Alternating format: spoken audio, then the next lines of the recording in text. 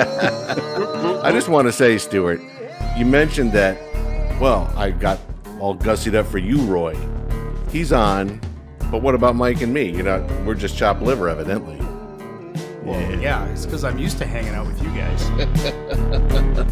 I long ago learned to accept my status in life, lowly as it is. I know. It's all good. It's all mediocre. It's fine. It's the middle of the day for you, Stuart, right? Yeah, it's 4 o'clock. It's not bad. Actually, good timing. The kids just left to go swimming, so there you go. Oh, nice. Get it out. Get them out. All right. You all ready? All right, we're going to do Pouring some whiskeys. I'm ready. 3, 2, and 1. Welcome, Dramfacers. Welcome to the podcast. The Colonials are back. We have a little wrinkle with you today. Whether this is video or audio, we're not sure, but that's all right. If it's video, then you already know. But if it's audio, let me just say this to Stu and Mike, who are on with me with our mystery guest. When I was a teenager, I'm having flashbacks to that time, and that's a long time ago. But anyway, my buddies and I would get together on weekends or whatever, and I would wind up bringing them. We had a little den downstairs, and right before the mischief would start, my father would just come downstairs and peek in the door. He didn't have to say anything. He just gave us the look like, And we all, nothing's going on. I have that feeling now that Dad's coming and taking a look that the mischief isn't going to start. So, Dad, Roy, how are you? I'm well, Rob. Thank you for letting me into your little gang for an evening. Oh, we're so happy to have you. It's fantastic. Brilliant. This is a pleasure to be here.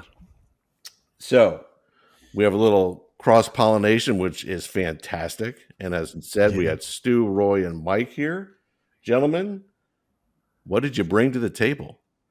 Stu. I couldn't decide. So I recently moved. So I'm unpacking boxes, which is like finding golden hidden nuggets that I didn't know I had.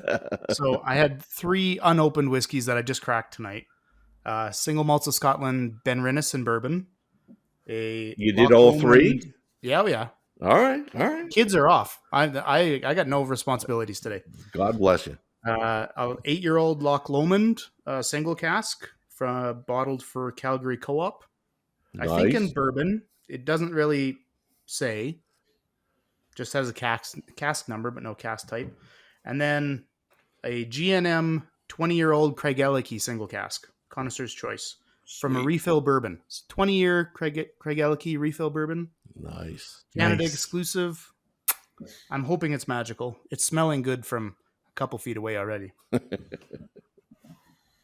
Wow, you're in good shape, Stuart. That's some nice drinking. I should be with you tonight. Well, you kind of are, but a little hard to share a dram through the internet. Yeah, it's gonna. I like the sound of the single malts of Scotland Benrinnes. That sounds nice. Yeah, and I know we looking at the color on this. Oh my goodness, straw, Ale straw, really kind of like a Riesling or something like that. It's looking great. What's the ABV on that? 56. Nice. And what did you bring to the party, Roy? I didn't get the memo. I only brought 1 bottle. Well, all you need to do is turn behind you, and there is a... Yeah, that's right. I can just scooch a little bit and grab something else. And to be honest, the table in front of me is littered with samples that I'm delinquent on behind. But in the glass tonight, I've got a blend, believe it or not. I think some of the blends that I've happened upon this year have been really, really exceptional. Just it's hard to reach past some of them. But this one's quite a nice one. This is a 40-year-old Living Souls. Oh. The ABV on this is quite light at 41.2, so it's a nice way to start things off tonight. I don't know if that's reduced to 41.2 or if I think it's potentially cast strength at 41.2. When your ABV and your age statement are in alignment, that is something I have never experienced. Yeah, that's right. Yeah. But this is really quite a grassy herbal experience. There's a lot of green notes in this. And in some respects, not just the aesthetics, it's reminiscent of cognac for me. Oh, It's got a little bit of a kind of Armagnac cognac vibe to it on the palate. Not completely, but it's lovely. It's really quite elegant and delicate, and that's what I'm starting off with tonight. As I pick other things up through the night, probably the conversation will hopefully inspire me to reach for other things. We'll see how we get on. I've been seeing Living Souls cropping up in my socials quite a lot lately. I really hadn't encountered them before at all. I've never had a bottle. Yeah, well, I think I don't know if they make if they'll maybe make it to continental Europe, Germany, or whatever those kind of markets, but I don't think much of it will make it out of the UK. And some of the outturns are fairly big. Some of the outturns, like their 99-1 was famously the Lechic 18. That was, but they called it 99-1 because they couldn't call it Lechic. That was sold as a blended malt. We're not really sure if there's truth to the story. It might actually be single malt. Anyway, it doesn't matter. That was fantastic, and it's pretty large outturn. So maybe some will make it if it's big enough outturns. They might make it out to you in the States. But so far, I think it's pretty UK centric right now. But some of the stuff that's come out from Living Souls has been really, really quite good. And the prices are in check as well, which makes it easy to engage with them. And that's why probably it's on the socials, Mike, that people are getting quite excited about the fact that they're actually able to enjoy it and get it cracked open and share it. Yeah, we just need more IBs over here. That's what it's always really hard to find if you're nerds like us. But, yeah, I think I was talking to the guys behind the movie, the Independent Spirits movie, and they say that there's a lot of work needs done in the States just to kind of convey what an independent bottler is as a concept. Yeah, absolutely. Very true. Yeah. And also, although it does come down to branding. Like for the US, like there's a lot of brands that buy Canadian rye. Yes, like Whistle Pig, for example. Oh yeah, Whistle Pig. Yeah. Everybody thinks it's actually a distillery, but no, surprise, they're just an independent bottler that just happens to bottle like an OB. Yes, so, very clever the way they've done their kind of product line, I guess you could say. But yeah, if people maybe targeted the market better from like a traditional UK or Scottish like single cask independent bottler, I think they can make it work in the US, ignoring the regulation red tape. We're not going to get into that one today. Yeah. But it really is so funny because over the time that we've been talking, Stu, I mean, you talk about up in Canada where you are, the whiskey mecca, independent bottlings, it almost sounds as if you should be in the UK. And to Mike's point, down a little bit south over the border, you ask an American, generally speaking, about independent bottling, unless you are really a whiskey aficionado, no idea. None. Yeah, that's right. Yeah. So, Mike. Yeah. Yes, sir. So, what do you have in front of you? Well, I'm at the other end of the Stu experience here. He's just kind of like moved in and is going through the unpacking process. I am now going through the packing process because at the end of this month, I move out to another place. Now, fortunately, so are you killing off something? Well, that's the idea. I'm being very generous with my whiskey at the moment, scheduling as many tastings as I can. I was just at a conference out in Denver, and I've made a point of taking a bunch of whiskey samples for schmoozing with clients and friends. And tonight I decided, okay, grab the emptiest bottles. And so for me personally, this is trying to be a bottle kill night. So I have 4 offerings. Some of these will be familiar to you. One is what I've got in the glass right now. It's Signatory Cast Strength Collection. It's a Dal Ewan from 1997, 24-year-old, made out of 2 hogsheads. They just say hogshead, so that's obviously bourbon, and it looks bourbon and it tastes bourbon. Comes in at 47.4. I really like this whiskey. It's fruity and it's delicate and it's light, but there's got a lot going on, plenty of character. I think I still have half a sample from you on that one. I kept it. It was so good. So that one's going to be sad to be gone, I'm sure. Yeah, it will be. Then the others, basically, as we get through them, I've got actually, this is another Signatory Unchill Filtered Collection. This is a Lefroy from 1988 that I got at auction. 14 years old. Huge amount of detail on the casking. Matured, would you believe, in an oak cask. And it's 46 ABV, and it's right down there at the end. Oh, the heel. Yeah, and I got this for a very good price. Okay, you then pay the tax of the exchange rate and the Right. shipping, God knows what. Absolutely worth it. I opened this one night at a tasting, and apart from the fact the cork obviously just disintegrated into dust, and I had to filter the whiskey. Everybody loved it. It's very, very, it's very smooth, very light.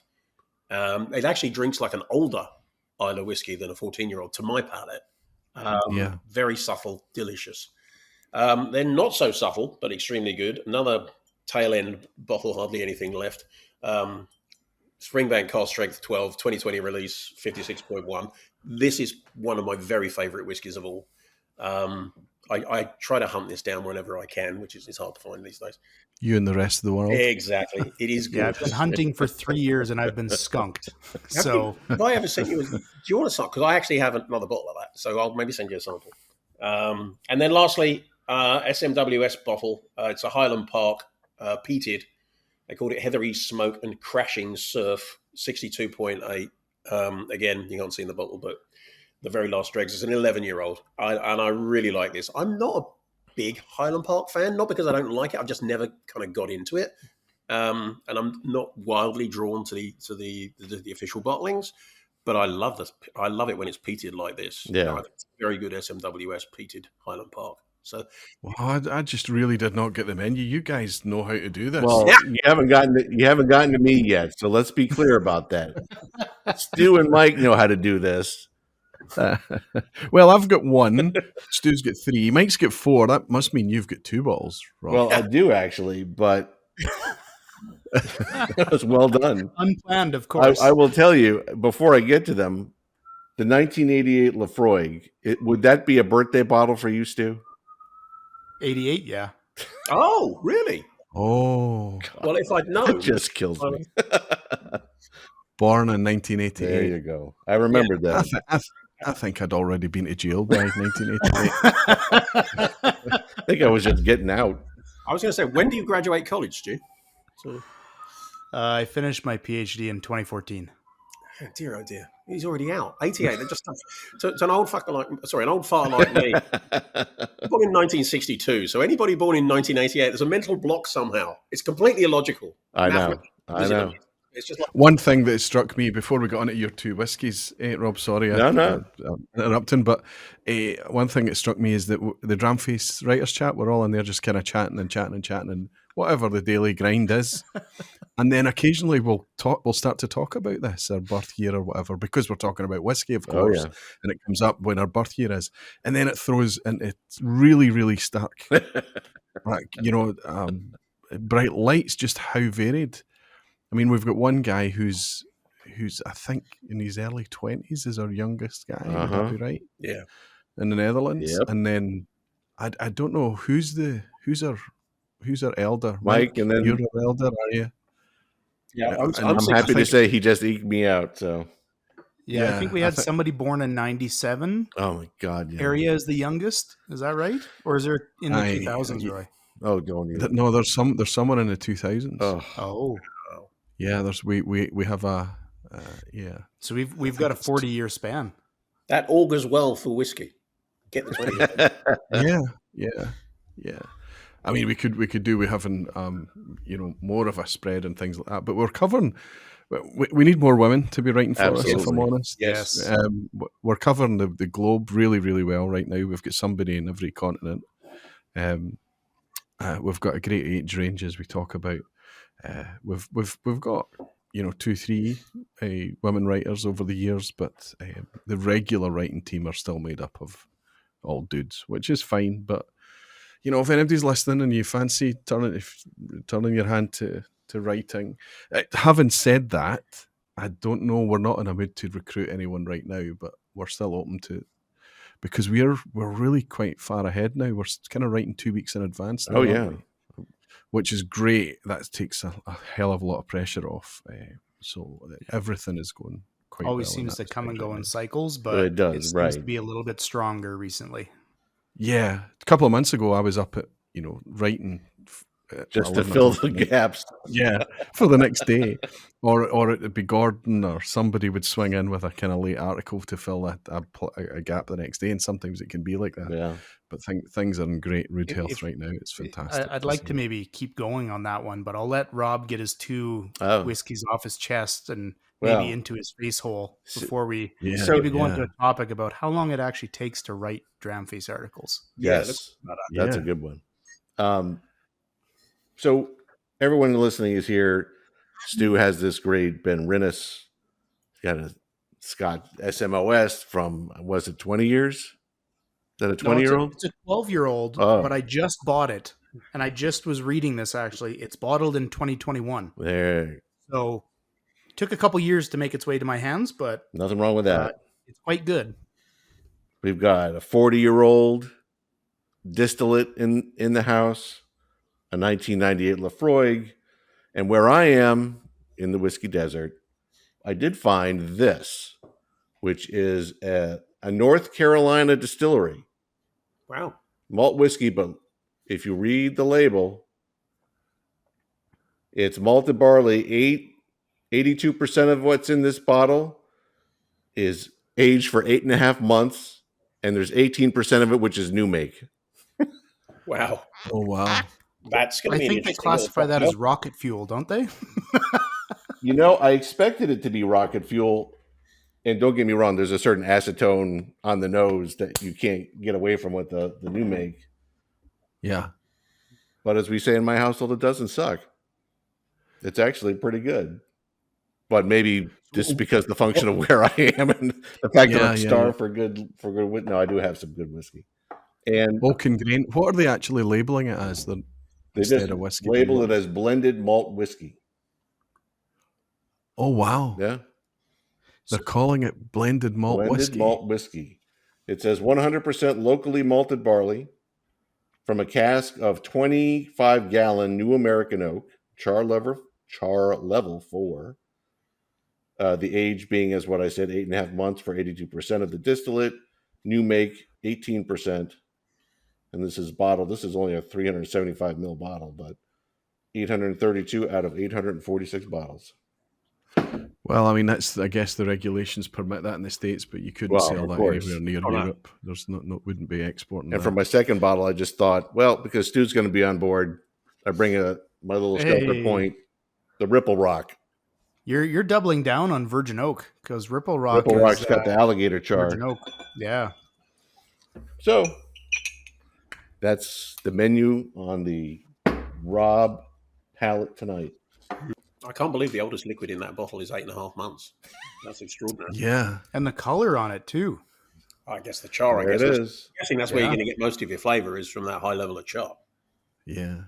We've got 1988 vintage. We've got crazy old stuff. I've got a 40-year-old blend in the glass, and then Rob rocks up with some new make. That kind of reflects the age range we were talking about of the writers on Dramface. Oh, Yeah, that's a good that's point. right. I was going to say, leave it to me. We have a Let me scroll this newborn. up. Oh my god!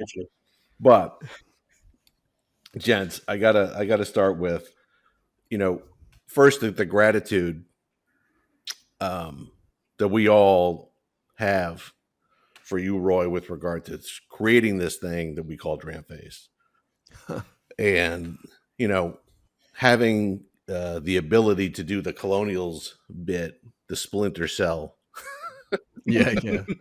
I can only imagine when it was first proposed to you that you're rolling your eyes in the back of your head like, yeah, fine, but it'll never get off the ground. And all of a sudden, oh my God, they're serious. They're actually going to do this. No, I I was remember the always discussion. excited. I was always excited by it. I was just nervous about telling Gregor. Well, I guess he's picked his team now, hasn't he? He's in Oregon. Yeah, he could have been part of the Splinter Cell. Yeah. And I've invited Gregor to join the writers' chat enough times in the past, but I think he's mindful of just how many whiskey group chats that he's in. And I think because he's not a contributor as a writer, he's never joined it. But obviously he would have been privy to the whole discussion and the kind of to and fro and things like that. That it's a good idea. It's good to diversify. It's good to take opportunities to create new original content and all of those things. But when I've just floated the idea to him. I got the blue ticks coming up on WhatsApp, and then just silence. No reply for ages. He's working out. He still has some PTSD about it. Yeah, but, no, he's all right. He's all right. We started talking about the diversity and thinking about it before we started this. We've have writers from Scotland, England, Wales, Northern Ireland, the whole UK, but Canada, US, Belgium, the Netherlands, Italy, France, Australia, Hong Kong. And I believe there used to be writers from Japan, one from Japan and one from Germany too. As you said, we span the globe. When you first started Dramface, what was the expectation that you had? It's really interesting because, the reason that I started or wanted to start Dramface was because I wanted to read more, and there wasn't the content out there. Mm-hmm. Recently, just this week, we've noticed that one of our peer sites, Malt Review, has gone dark. Yeah. And that's worrying to me. I don't know why that's happened. I'd like to reach out and figure out what's going on there and see if we can't save that content. It's years and years and years of really fantastic content there that's suddenly not accessible. But I'd already felt that years ago, and I felt that there wasn't enough independently voiced content out there. I mean, don't get me wrong, there's lots and lots of it, right? But it's quite fractured and it's everywhere. Right. You're going to, and if people are writing on their own and they're doing their own sites and their own little thing, I guarantee you they're not going to be able to do regular uploads. The really, really diligent people will get 2-3 articles out a week, but it's not going to be their full-time job, right? So they're going to have to do it when they can get to it. And of course, the knock-on from that means that nobody's going to get into the habit of reading their content. They're going to just remember it from time to time, or they'll look out for the social media posts coming that they've written something new. And those kind of sites are myriad. Those are everywhere. What I needed was something, and I was inspired by Malt Review, maybe what Malt Review was at once upon a time. And I got into the habit of reading Malt Review every morning or every evening. And I wanted something like that, but I realized that what it would need is that you would need a single rock solid platform with daily content going out and a strong team of writers. And that I floated that idea to a few people back in 2021, and everybody I spoke to said it was a great idea. Let's do it. When it really caught fire is when Jason came on board back in the day. Yeah. He had already built his own website. He was involved heavily in Malt Review. So that he put in a lot of workflows and things like that. He was also a super prolific contributor in the beginning as well. And I just stepped back and let him run it for ages, right? I just let him go and I could focus on other things. And he stayed on board for a number of months. I think we kept him until summer in our first year, so 3 or 4 months. And then I looked at the thing at that point in time and realized everybody I had invited to write were very, very occasional contributors. But everybody that stepped forward, such as the faces in front of me right now, were really prolific. The volunteers. So we'd obviously made enough of an impact to reach people that really wanted. Yeah, well, it wasn't just we pulled the wool over Roy's eyes. He wanted a strong team, and he wound up with us. Yeah, well, motley crew that we are. Yeah, I mean, I think that in the beginning, I think I was reaching people that were really quite experienced, and they had a lot of kind of wisdom, and they were long in the whiskey tooth, let's say. But what I realized is that a lot of the writers that were coming to us were much, much earlier in the journey. And I found myself drawn to their writing more than I ever imagined I would be. And I realized that that's not represented very well. People that are literally blow by blow, discovery by discovery, sharing it as they go along. That's a really, I didn't know that we needed that. In the beginning, when I came up with the idea of Dramface, I thought that it would be kind of more experienced folk. But now that we've got that, it's fascinating. I think it's amazing. And you can't really go in and say, "Oh well, you're going to change your mind. You're going to think differently next year." You can't go in. You've just kind of got to let people live their journey and do their own thing. Right. But reading it vicariously and reliving it again vicariously is it's more fun than I expected it to be. That was a surprise that came along.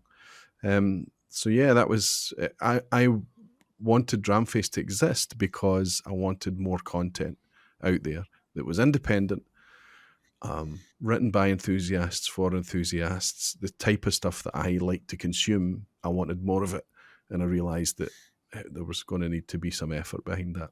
So that's how it came about. It's really, as not being one of the original members of Dramface who'd contribute, I watched it when it was first put up, and I read it, and it was fascinating to me. Continues to be, even though I'm a contributor, but it's also amazing to me just the international reach. I mean, we in our prior Colonials podcast have talked about that particular facet. Are there any analytics about that you see behind the curtain? Yeah. About readership, where it comes from, et cetera, et cetera? Yeah, absolutely. It's quite interestingly recently. I'm sorry, Mike. It looks like you're milking the bottle, literally. I know, you were just wringing like the husk of a lemon and getting the last drop out of that 88 Lafroig. Hey, you got to bring it out just in case. Yeah, I didn't realize he had a tongue like a chameleon. He just stuck it in that bottle and licked it clean. There is no bottom of a bottle I cannot reach. You are a man in demand. I'm good at plunging the depths. I'm sorry. Sorry, Roy, completely derailed you there. Oh yeah. No, that's fine. We've done a couple of Johnny Walker releases recently. There was one at the start of this week, and then Gilbert's Black Ruby. There was another Johnny Walker Black at the end of last year or start of this year. I can't remember when.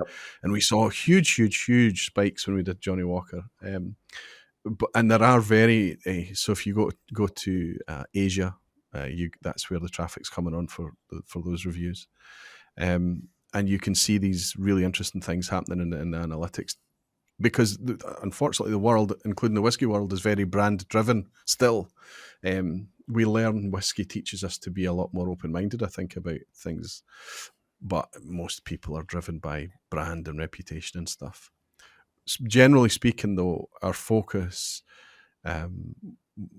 unintentional, is Europe, English-speaking Europe, let's say. And a lot of that is English as a second language, of course. North America, Canada, and pockets from Asia. Obviously, we've got quite a good following from Australasia as well, New Zealand, Australia. But I would say generally the Dramface readership follows where English is spoken. That's quite obvious in the analytics. And that makes sense, because even when you've got people, English as a second language is fine, but a lot of these people don't really read for leisure in English. So I think it'd be interesting to compare the analytics from the podcast versus the analytics from the reader side of it. I think it would be a bit different, but we don't get the analytics that we get in the website are really deep, really precise, really detailed. Analytics in the podcast, not so much. Not so much. It's just an added dimension for us. So yeah, it's really super varied, and it's getting more varied all the time. It's fantastic to see. Like the feedback we get for the podcast, just on the website, from people like Jay Barr and Dave Shaw and Dave from Arizona, just talking about, we appreciate the different perspectives. We really appreciate that. And that reminds me, we still have the Dramaphone on the website. Yeah, and it's not getting used much. Right. Well, we've always, it's for members only. That's the truth. We don't really give members anything. They really don't get much from us, right? But they step forward to support Dramface because they believe in it as a concept, I suppose, and they want it to endure. And honestly, as soon as you start promising exclusive things behind the paywall just for members, right, you really do give yourself a problem. There's a lot of admin, and you have to promise something and manage expectations. You have to promise something that you can deliver. So we've always, every idea we've had, even the good ideas, we've been like, well, who's going to run that? Who's going to do it? And that's when it falls apart, because people realize that even me, I work full time in Whiskey and Rum, it's my job and things, but Dramface for me still remains a part-time thing.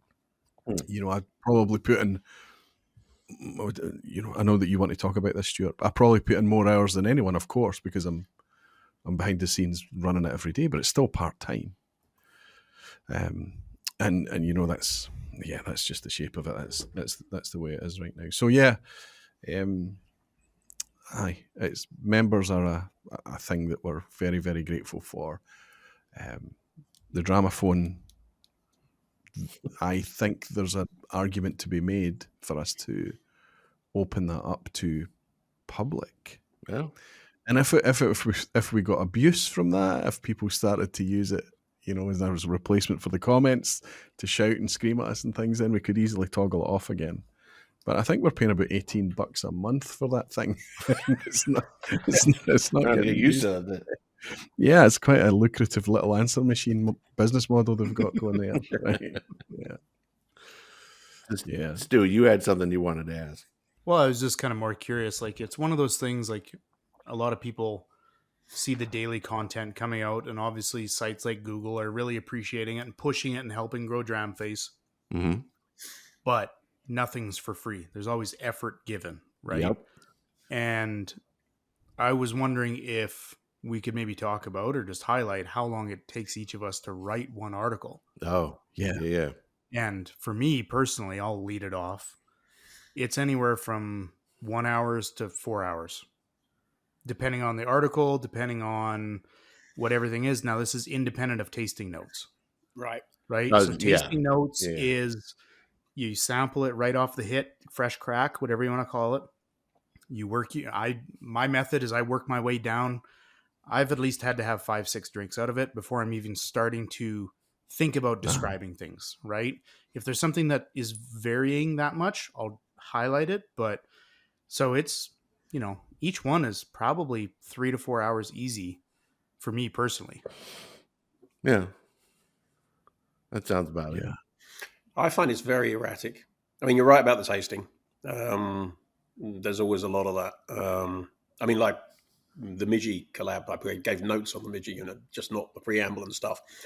And I got that here in New York very quickly. I basically got it out of the UK and had it shipped. We see it over your shoulder. Your other shoulder. Oh, yeah. There we go. And a delightful little insect it is too. It's this is the one place where the one way in which the Midgie would be welcome on American shores. But exactly. So that put a nice little dent in that. Yeah, opened it. The day I got it, and had a couple of drinks of it during the week, couple of different sessions. Had some friends round, and it was part of a blind tasting, which was really interesting. In fact, both Midges were in the blind tasting. There was about 6 whiskeys. I'm going to give you some samples of this. Give it to your blind blinds. That would be white lightning.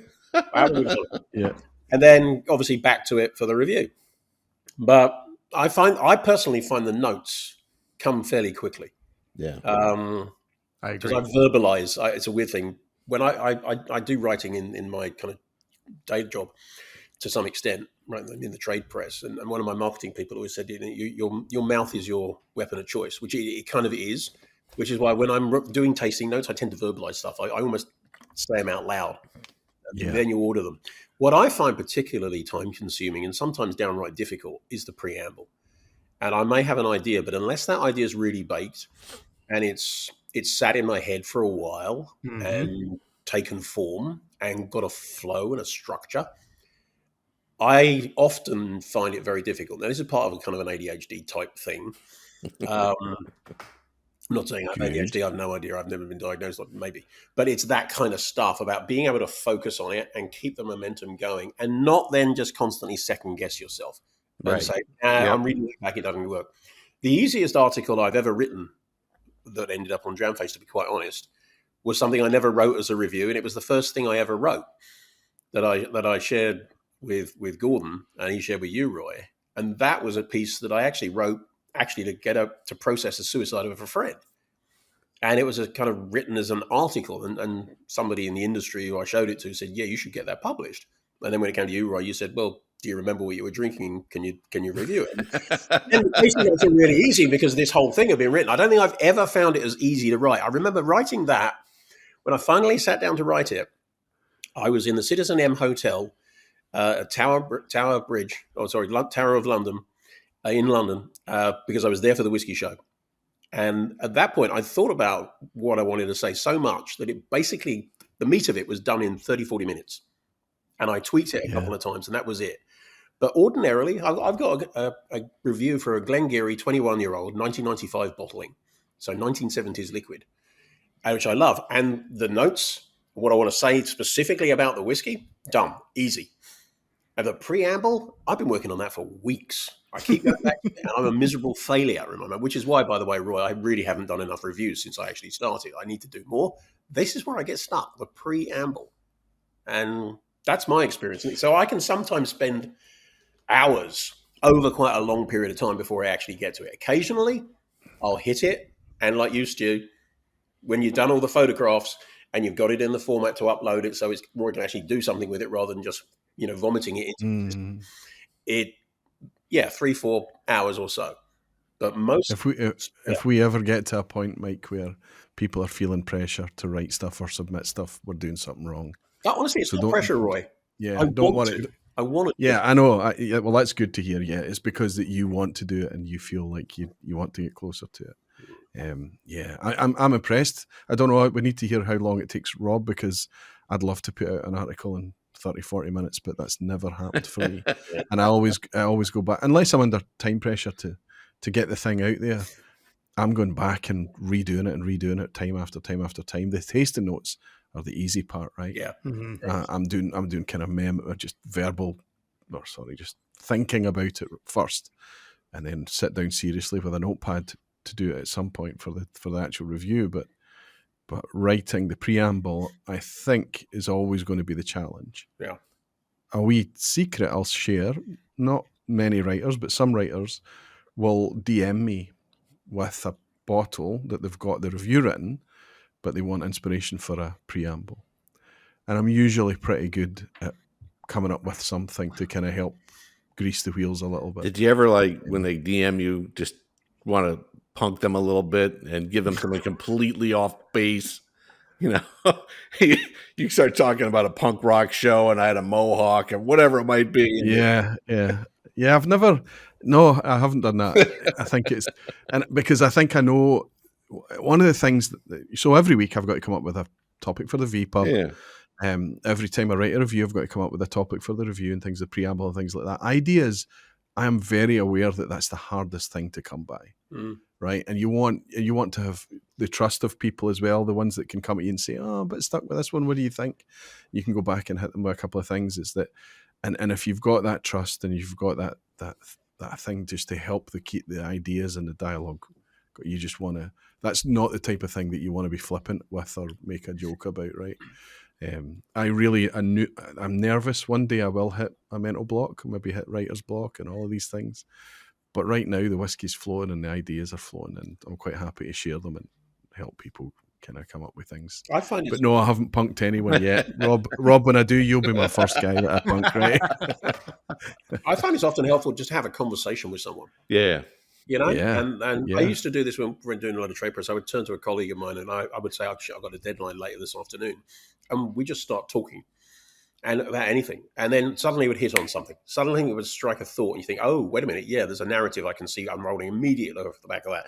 And often the thing that summarized the subject would be the headline of the piece. It would be like the soundbite, which was the headline. And then you go from there. And I think one of the things I suffer from personally is I'm doing this as a solitary exercise.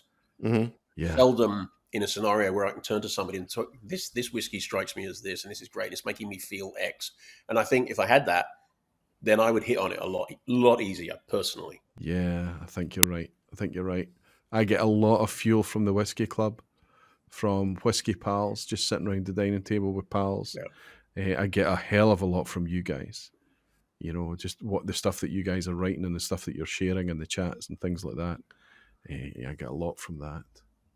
Rob, you knock out your reviews and an hour, right? Exactly. Both. Of course. No. I suppose as someone with a very, very big mouth, I know, shock, and someone who uses that mouth for a living as a lawyer, for me, the challenge is, yeah, I mean, there's a time where you have to think about, well, what's the story behind it? But there's always seems to be something because I'm chatting someone up or someone comes here. I just weave it in. For me, I write and it takes hours for me to pare it down. Oh, Yeah. Yeah, I mean, I just get out and I type, and it's a good, I don't know, like I'm thinking it's in that same 4 hour bit, but the first hour or two, it's easy. It just comes. Flows. And I have the idea, but I have a 10-page spread, and I'm thinking, this. Okay, here we go again, Rob. Let's get the big eraser out. But yeah, for me, I mean, there are obviously certain bottles and certain circumstances that I get the bottle that I write about, which just write itself. But there are some things like I'll write about my parents or something like that, and there's sometimes where there's a definite connection that happened, and there's other times where it's Mike, I'm sorry. And he goes again. Still another bottle. You're going to ring that one out too? This is such a good whiskey. This is whiskeys that makes you want to drink whiskey. And I'm going to be so sad to throw away this empty bottle. Yeah. It's spectacular. You're Lefroy. I've never seen someone who actually tried to wring out glass. Yeah. But there are certain things that it's not that they're disconnected, but I need to be able to make sure that I focus on the whiskey, because I'll write a story and I'll write whatever happened to me or whatever my memory was of something else. But for me, it's the editing, it's the paring down. But yeah, I would agree with Stu, somewhere in that 3 to 4 hour in total, maybe 5, but yeah, in that ballpark. Yeah. So then the question is, how long does it take Roy and the team to actually turn our jumble into something recognizable and hit the publish button? Well, here's a question that's never been asked, Stuart. There's over the years, there's been a few different editors, right? There's been a few different kind of people that work in the background to kind of clean up the language and stuff like that. And some of them are really good, really efficient at picking up mistakes. Others, like me, are really terrible and are quite happy to let it go through warts and all. But what I think I am better at is for spotting the appropriateness and the flow, and is it cohesive and those types of things like that. So here's a question to the three of you guys, because you see your content. Nobody knows what day their content's going to come out, right? Right. It's literally it's a surprise for you when it appears. It's like, oh, it's me today, right? Yeah. It must be like that, exactly. Right? And we've played with the idea of telling people if we've got things queued up in advance, maybe tell them what's coming out when. But nobody's ever asked for it, so why? It doesn't really matter, right? But how do you feel when your finished piece comes out?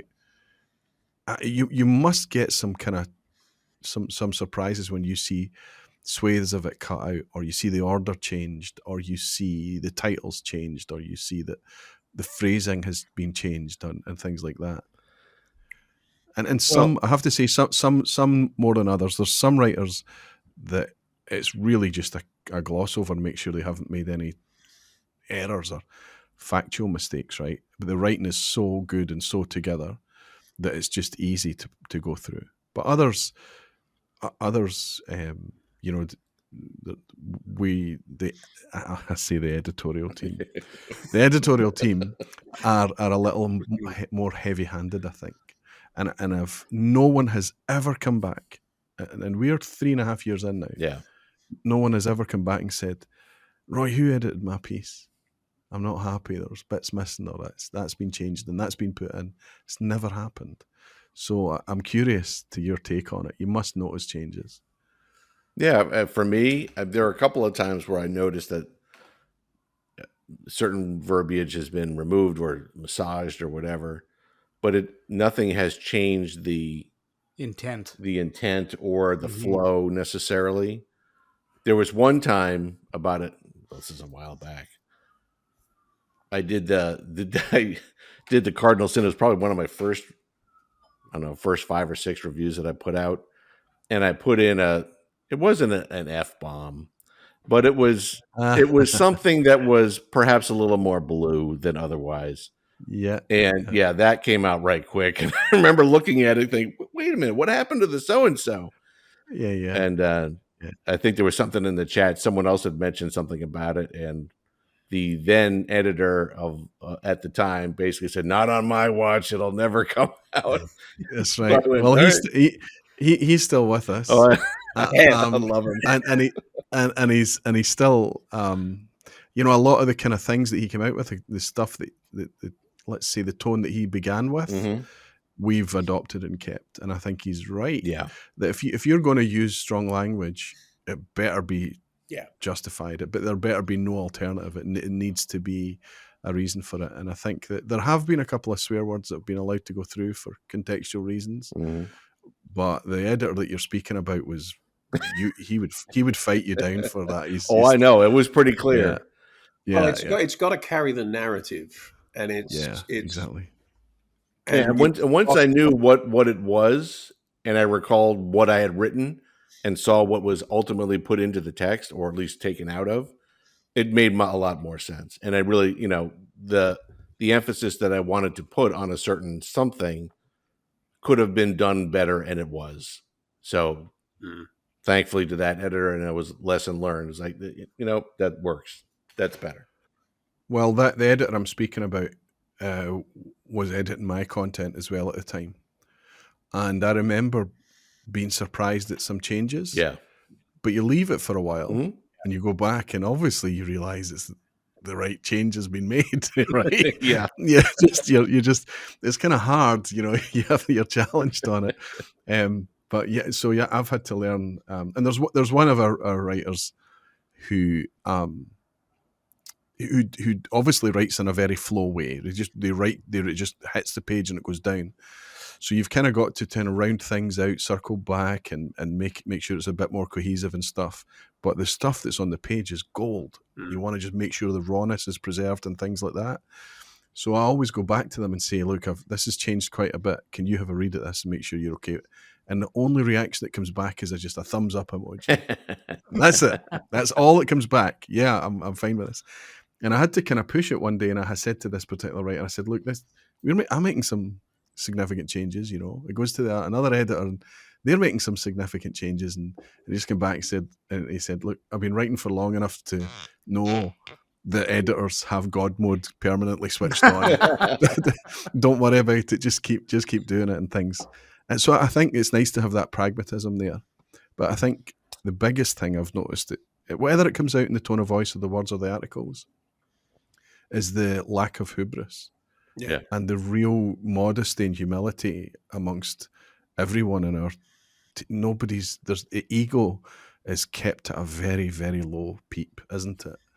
And I think that's a wonderful thing to try and preserve. Also going to say the editorial is light enough, or in some cases virtually non-existent, that there's very clear, this is so-and-so, you know. I'm getting to the point now where I could probably pick out half the writing team based on the writing without seeing the name. Oh, absolutely. Who's reviewing it, right? Right. Exactly. And exactly. I think that's a key thing, is keeping it still very much related to the person, because we're putting out long-form content. You need to know the person to be able to understand the whiskey.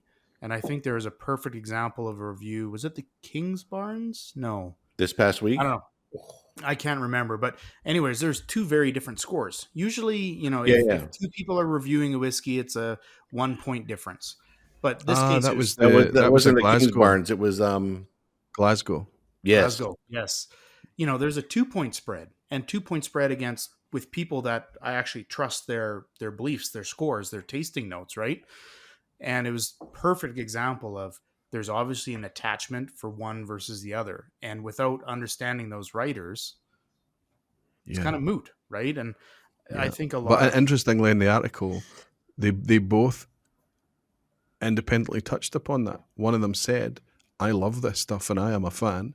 So they declare the fact that they're going to be positive. Yep. And the other one's saying, I'm nervous of this for these reasons. Right. So that was, and we always say it as part of the thing. Listen, when at the concept at the start of Dramface, before we'd even decided what the format was going to be, we discussed at length whether or not we would score. Really? You know, there is something really, you know, you have to. It's not self-aggrandizing, right?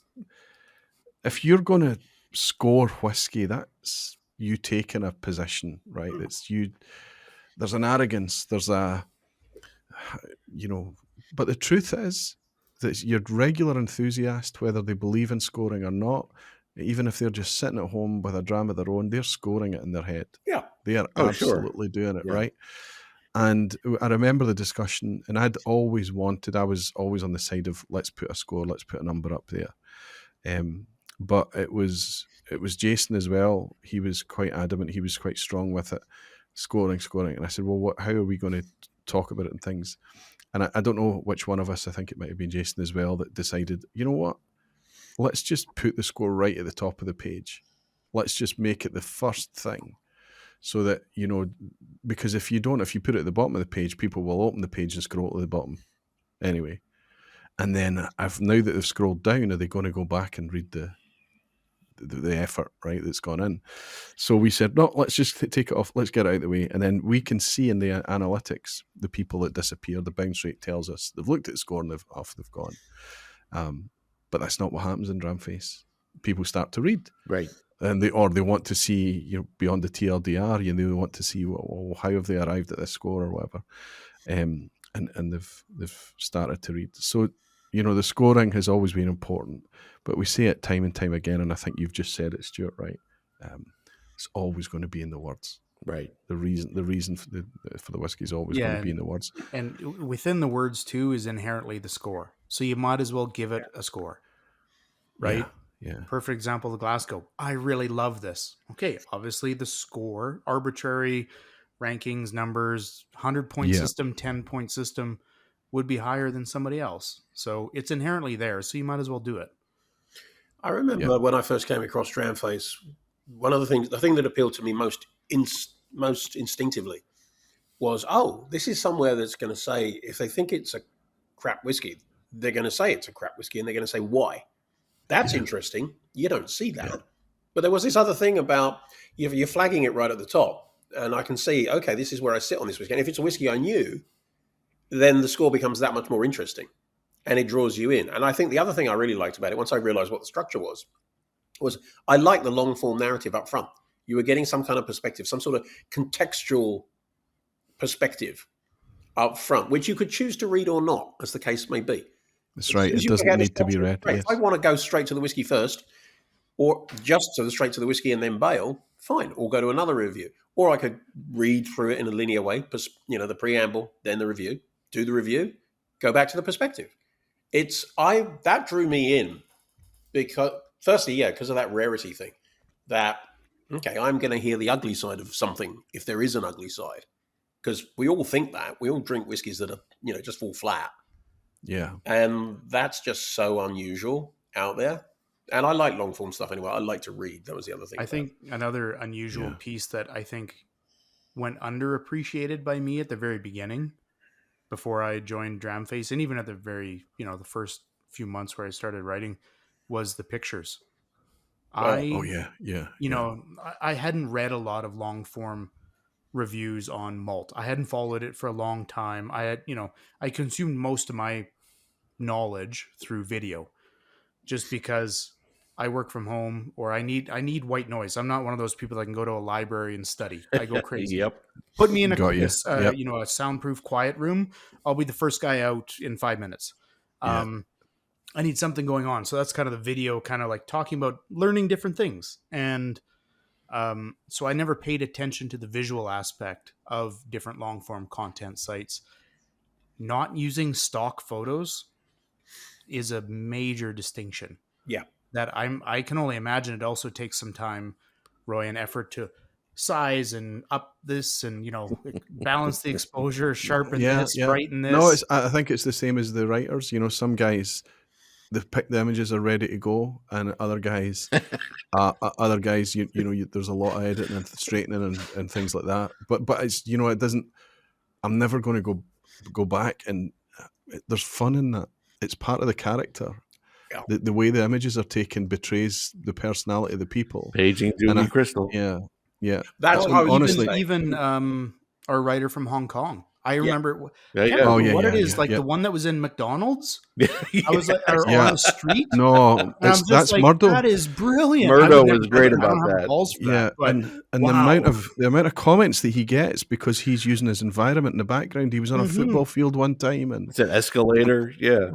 But we've also got this kind of Where's Wally type thing going on with Murdo as well, because people are saying, I recognize that building, I know where that is. And they put it in the comments and they say, you're at this place and things, and he comes back and goes, yeah, that's right.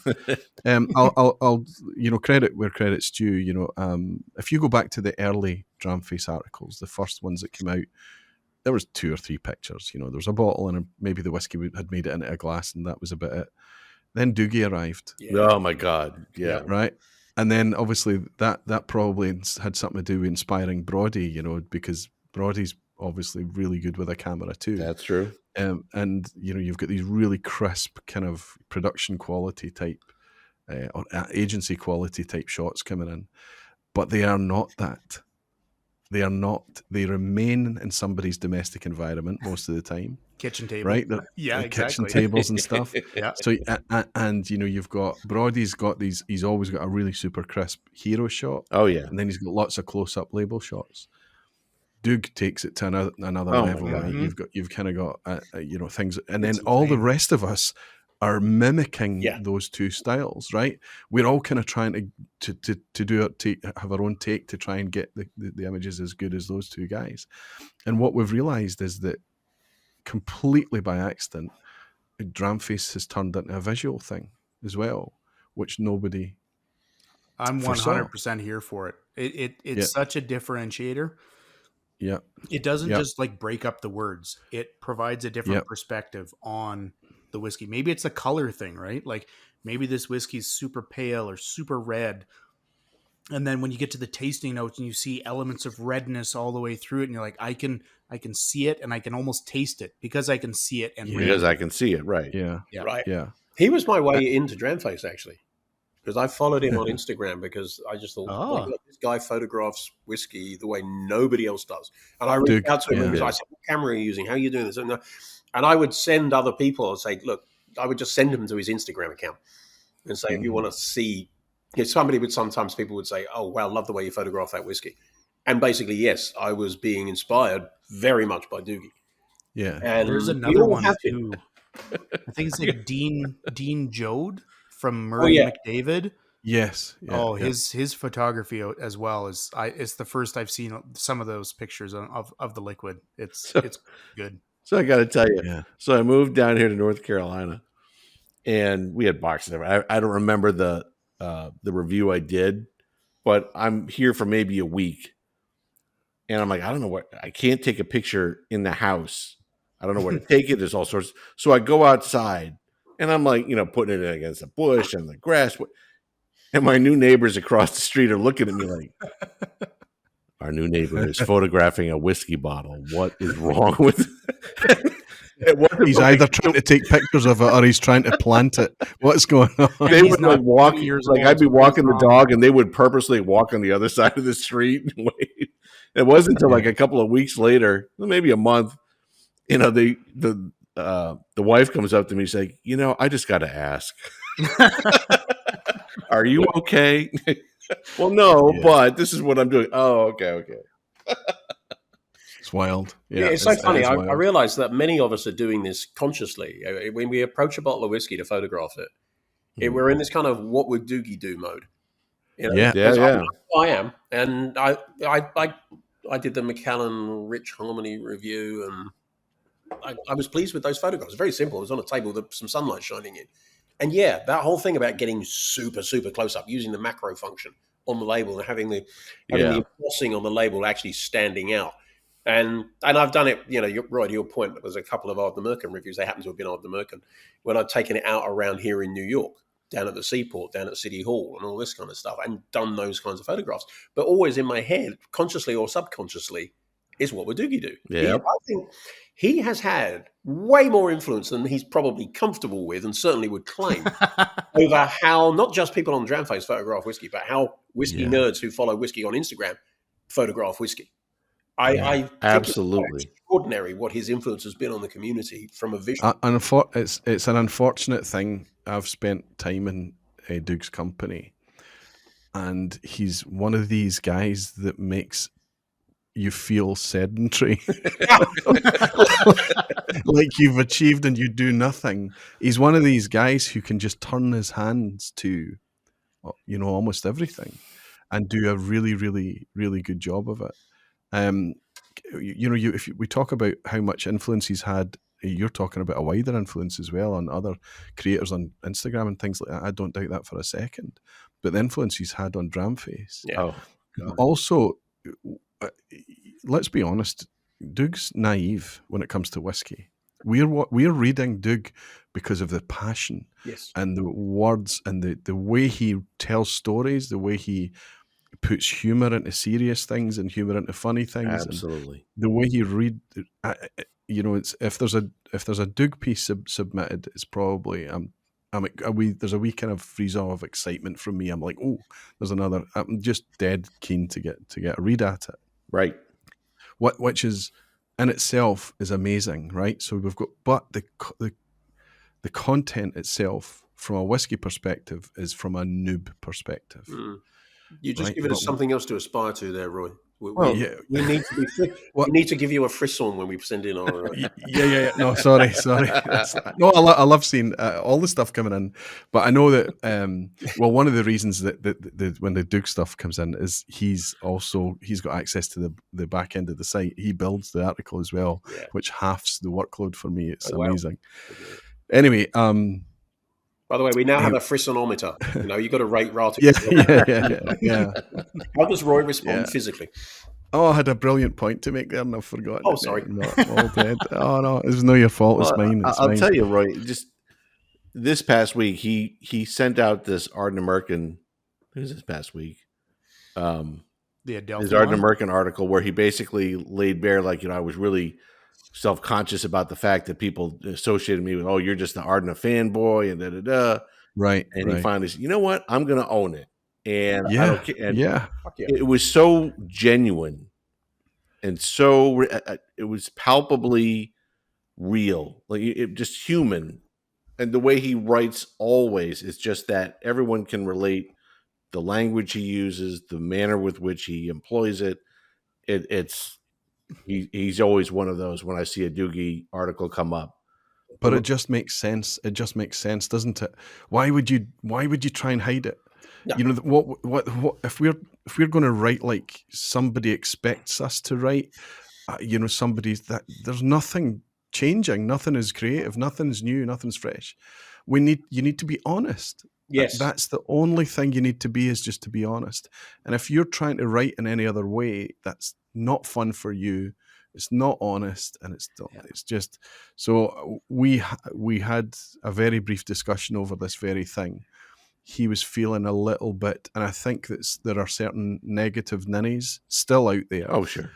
With really, really dull, old, jaded views of things, and they maybe that's their thing. Maybe they just like being in that space. They like being in that frame of mind. They like having that attitude. But they had maybe gotten to him. Yeah. And I was like, we cannot have Doug tarnished or harmed or damaged by this, because what we have in him is utterly unique. Absolutely. And to your point, I don't think, and he's a super, super, super humble guy.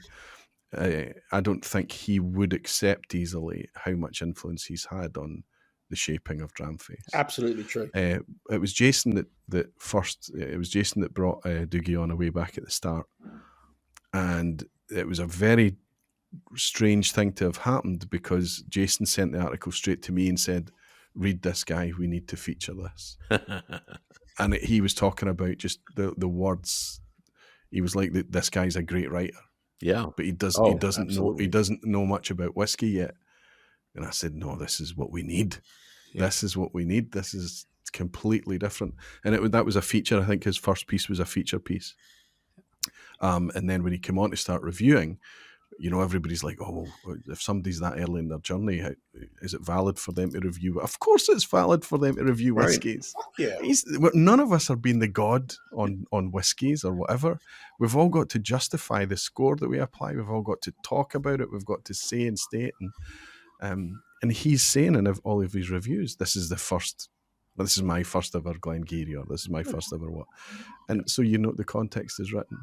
Listen, I know this is a very navel-gazing, introspective kind of podcast we're recording here, but we don't always do this, so I hope it's okay. But what we could do, though, is break and record a second session. What are we at? We're an hour and 5. Yeah. So it's up to you, Rob. If this was the navel gazing, we just always go where the things takes us. I mean, we have a little outline, but that's about it. So this is fine. No, I like it. I'm enjoying myself. I'm absolutely loving it. I'm just nervous about I don't know. Maybe people do genuinely like to listen. To answer the question you haven't posed yet, the people who are listening to the Dramface, thank you, Mike. for the people who are listening to the Dramface podcast, they're interested in Dramface.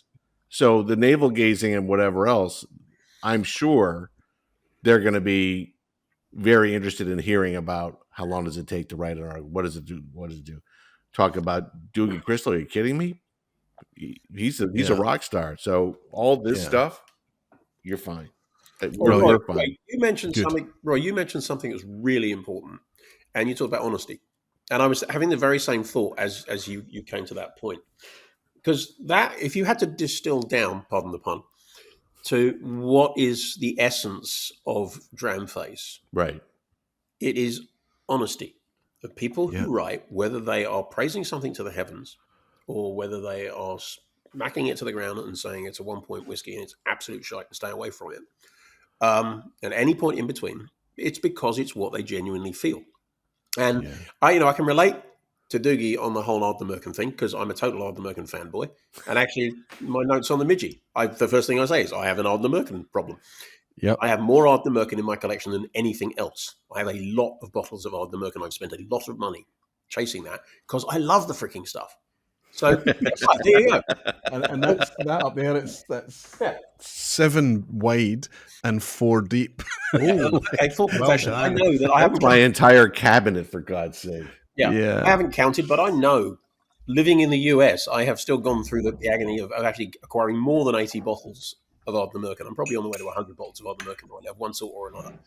Yeah. And it's because I love the spirit. So to the point is declare that up front. But at the end of the day, that's what people want. And whether or not you're at the very early stage of your whiskey journey, or you've been drinking it for decades and contemplating it for decades, matters not, because hopefully that represents the span of the people who are reading and consuming the content. Right. Yeah. That somebody who's just getting into their first mainstream bottlings, the biggest brands, get a perspective from other people and understand how they relate perhaps to others that they might think about. I think it's critical.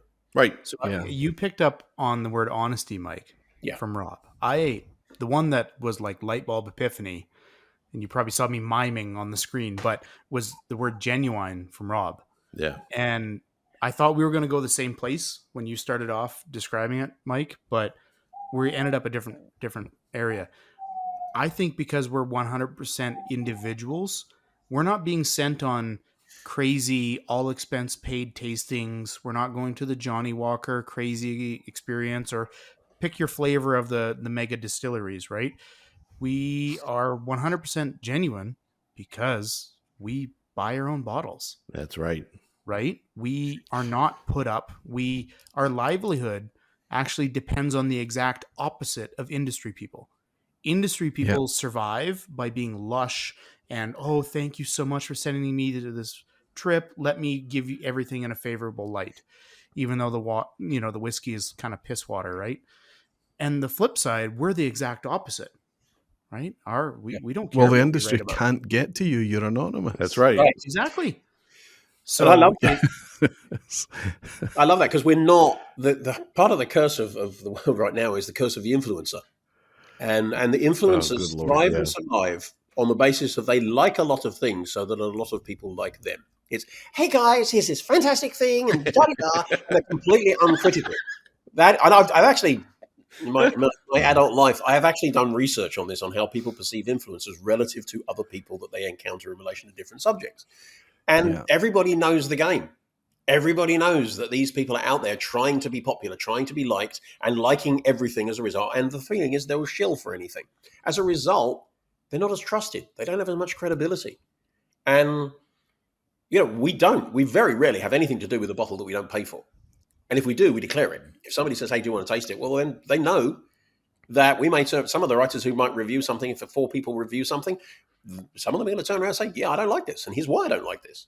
I can tell you that when I first started reading Dramface, when it first came out, that was the thing more than anything, which is kind of odd, but then again, so am I, that really caught my attention was, and I don't remember the person who wrote it, but you see the price paid.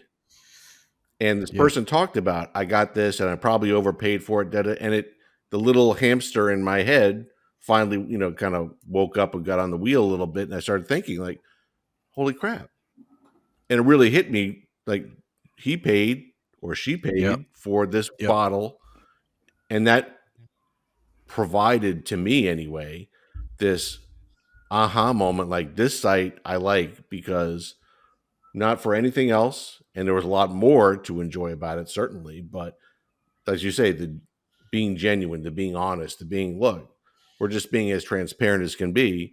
I bought this bottle, I overpaid for it, and it didn't measure up to expectations. Why did I overpay for it? Yep. Yeah. Yeah. Well, we always talk about how subjective it is too. We're very upfront about it. This is my palate, my memory reference points tell me this whiskey is. And, we talked about this on our early podcasts as Colonials. We absolutely recognize that that's my experience. It's nobody else's. But it's a reference point for someone. If you look at it enough, you start to get a picture. And nobody's right. And if somebody wants to take issue with a review that I write, I fully respect that as long as they're respectful. Because it may not be what their experience is. And that's fine. Let's talk about it. That's kind of the fun when you're sitting around drinking a whiskey with friends. You don't all come out with the same tasting notes. And if you did, it would be mind-numbingly boring. Right. Yeah. I think that when Dramface first launched, we had a few wee fires to put out.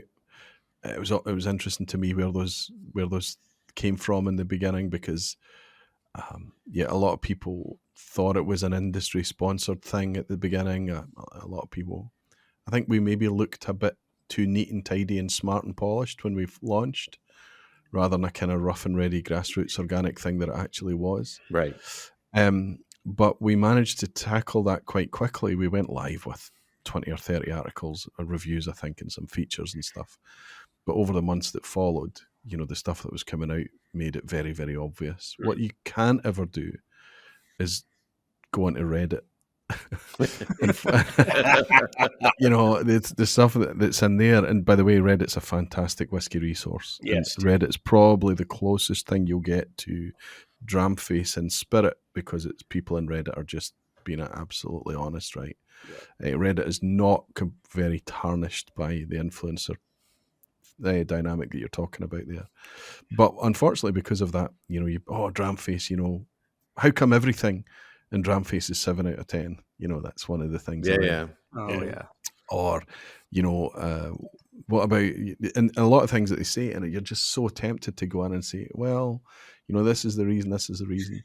And a lot of the time, you start to become aware, a bit like Doogie's challenge that he had to go through recently. Mm-hmm. You become aware of the optics, and you forget that, look, we just need to be honest. We just need to say it how it is and deal with the flack and try and explain and say whatever it is.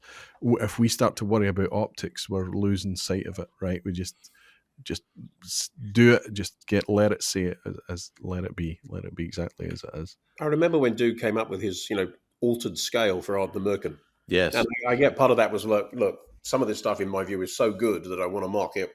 In some ways, you'd mark it more. 11 out of 10. Yeah. Right, exactly. But I also got the kind of feeling that some of it was like in response to that sense that, you're marking everything high, so how can it be that way? Well, in his opinion, it is. And Right. I relate to that. It is. At the end of the day, as long as you're honest and you make it clear where you're coming from, and people are prepared to read the bit that says it makes it clear where you're coming from, at the end of the day, it doesn't matter because it's your truth. And the only thing we can write is our particular truth in relation to what we like and dislike about whiskey. Like Doug changing his scale, Ralphie was going for more than 10 years and he had to do the same thing. Yes. Mm-hmm. Ralphie stood up and said, everyone's just, I'm going to throttle everything. It does have an impact. And it does mean that he's constantly having to repeat himself and say, look, this is my new score set up or whatever. So an 84 is the new 90, right? Mm-hmm. That's kind of what it is.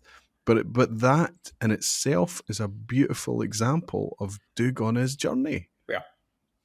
And he has in his original reviews, and I wish that I had this. Can you imagine if when I started drinking whiskey in 2005, if I wrote everything down the way that Doug is? I think that'd be fascinating for me personally to go back and read again. Yeah. He's writing it down and sharing it with us blow by blow. Yeah. And I think the people are along for the ride. You've got Ogilvy, super sentimental stuff. And it's almost like a letterbox view of his life. You can feel the warm air sitting on the porch in Ogilvy's preambles, right? You can sense all of that. Dramface has somehow accidentally managed to, represent what enjoying whiskey is to different people in different places. Well, I think that word genuine comes back again. Yeah. It's not just a flash in the pan sight. Yeah. Yeah, there's another word you're making me think of, which is emotion. I don't know. Oh, yeah. I mean, for all, it must be true for all of us that really get into whiskey. The emotional impact of some of these whiskeys. I mean, you saw my response to this Lefroy.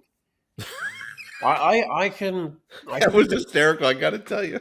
But I can be brought to the verge of tears. But can I also point out the amazing thing is, and I get a lot of this when I talk about emotion and passion in whiskey. A lot of people come back and say, "Well, you're drinking booze, you're drinking ethanol, you're drinking alcohol. It's going to make you feel emotional." No. Mike, when you had that reaction, that's your first dram. Yeah, right. Exactly. It's flavor. It's the way that it's interacting with us. We're actually fighting the effects of alcohol. We want the alcohol to affect us less, so we can continue tasting more of that thing. So absolutely. It is a very emotive thing, and I think it's different from passion because you can be passionate about a subject and so forth. But what I'm talking about, and I think you know this, it's the swell of emotion that you feel when you really connect with a whiskey because of all those things we try to capture in reviews about where it takes us, right, and the memories that it triggers for. I remember. And Stu said we don't do all those big fancy tastings. I do some of those big fancy tastings. I just don't get the bottles because I'm not the person they're trying to influence. I'm there to fill up seats sometimes. I was at a Diageo tasting when they launched their Prima and Ultima range, and there was a big fancy event at the Morgan Library. It was a spectacular event, lovely dinner, 6 whiskeys. They had Gutenberg Bibles out, and there was a talk from the people at Morgan. It was a great evening. That's a great place, yeah. Wonderful. One of the whiskeys was, I think it's a 1978 Port Ellen. And, the price of these bottles is off the charts for a reason. And it was one of the most resonant and evocative experiences I've ever had. It was one of the later whiskeys in the evening. And as I nosed it, I was just propelled viscerally back to the time when I'd gone to South Africa with my wife and my son and were walking at sunrise in the bush with a couple of guides. And you're out there on foot with the animals. And there was this unctuous smell of earth and a vast array of vegetation. There's dew on the vegetation, dew on the grass. Mm-hmm. And there's this some other kind of grassy, earthy smell that I couldn't get. And it suddenly clicked. It's the smell of dried dung, which is out there. Because this is elephant dung, there's rhino dung, there's giraffe. It's just there. It mixes in with all the greenery. and it was so evocative on the nose, and then it carried through on the palate, and I was almost moved to tears, and I am now talking about it. I really want to see the tasting notes on that bottle now. Yeah. Well, it's about a $15,000 bottle of whiskey, so I'm never going to taste it. I'm just going to say dried rhino dung. You know, I have actually had a gin which was made from botanicals extracted from elephant dung. They wash the dung, they get the gin, because they're not very heavily digested at all. You can pick them out and eat them if you want, as well as use it for fuel. And they made a really good gin using botanicals extracted from elephant dung, and it was raising funds for elephant conservation. Bloody good gin, actually. You're looking prejudiced. Wow. I mean, good thing distillation kills everything, because there is a Namibian whiskey. I think it's Namibian. Maybe it's not. Maybe I'm making a mistake right now. Onjaba, have you heard of it? And they dry the barley. They dry the barley with dung, elephant dung, Yeah. elephant dung. Yeah. Hey, I've had barbecue that's been cooked over peat. There's a smoke, so it works the other way. Sure. Yeah, it does. And I think just to kind of send your point home, Mike, is that you need the ability to share it with other people, right? You're having this visceral experience. You're moved to tears by a smell of something, by a taste of something, and you need an out for that. You need to share it. You need to get over a table with your pals and get them into it too. You need to join clubs. You need to go to events, all of that. Yeah. You need to write about it, and you need to share with it genuinely, honestly, share. And that's the outlet that Dramface is. So what Dramface has become is the vision that I had at the beginning. Good. And that is a platform that gives people like us that outlet to share. Mm. And instead of all these kind of fractured individual sites all over the place, struggling for content cadence, struggling for eyes on pages, struggling for the read, Dramface is like this centralized hub for it all.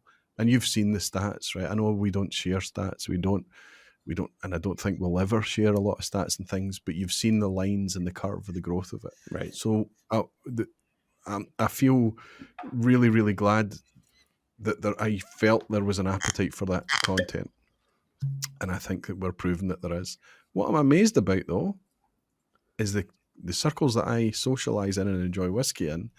I still reckon that 50% of them don't know what Dramface is. Well, it's funny you say that, because on my thought process of a list of items to ask, I was going to ask you, since you've launched Dramface, I mean, how many times when you go to the Glasgow Whiskey Club or wherever, do people talk about Dramface? Do they talk about the articles of Doogie Crystal or whatever it might be? I'm just curious, because I'm in the whiskey desert, so that's, we're not, I am the outlier. We're going to take that off. It's going to skew all of the data one way or the other. Yeah. But for you, for Mike, for Stu, just curious, when you guys go to whiskey clubs or you do your tastings, does Dramface come into play? And if so, how often? So, yes, they do, but not as often as you might imagine they do. Mm. Because if you're sitting in the whiskey club, there is so much stuff to talk about, right? That you can't, it just, apart from the fact that it's a social occasion and you're just often talking about things that are not related to whiskey, you're just catching up with people that you only see twice a month or whatever at the whiskey club. I was going to the whiskey club for years and years, and nobody mentioned Aquavite to me. Nobody talked about the YouTube channel, and that was just such a precious thing that nobody cared what I was doing on YouTube. All right, and I could just hang out at the whiskey club and just be Roy, and just I didn't need to. I could just always treat the whiskey club the way it always treated me, and it was just like that. Right. And now I think the same dynamic is carried forward to Dramface, right? It is brought up.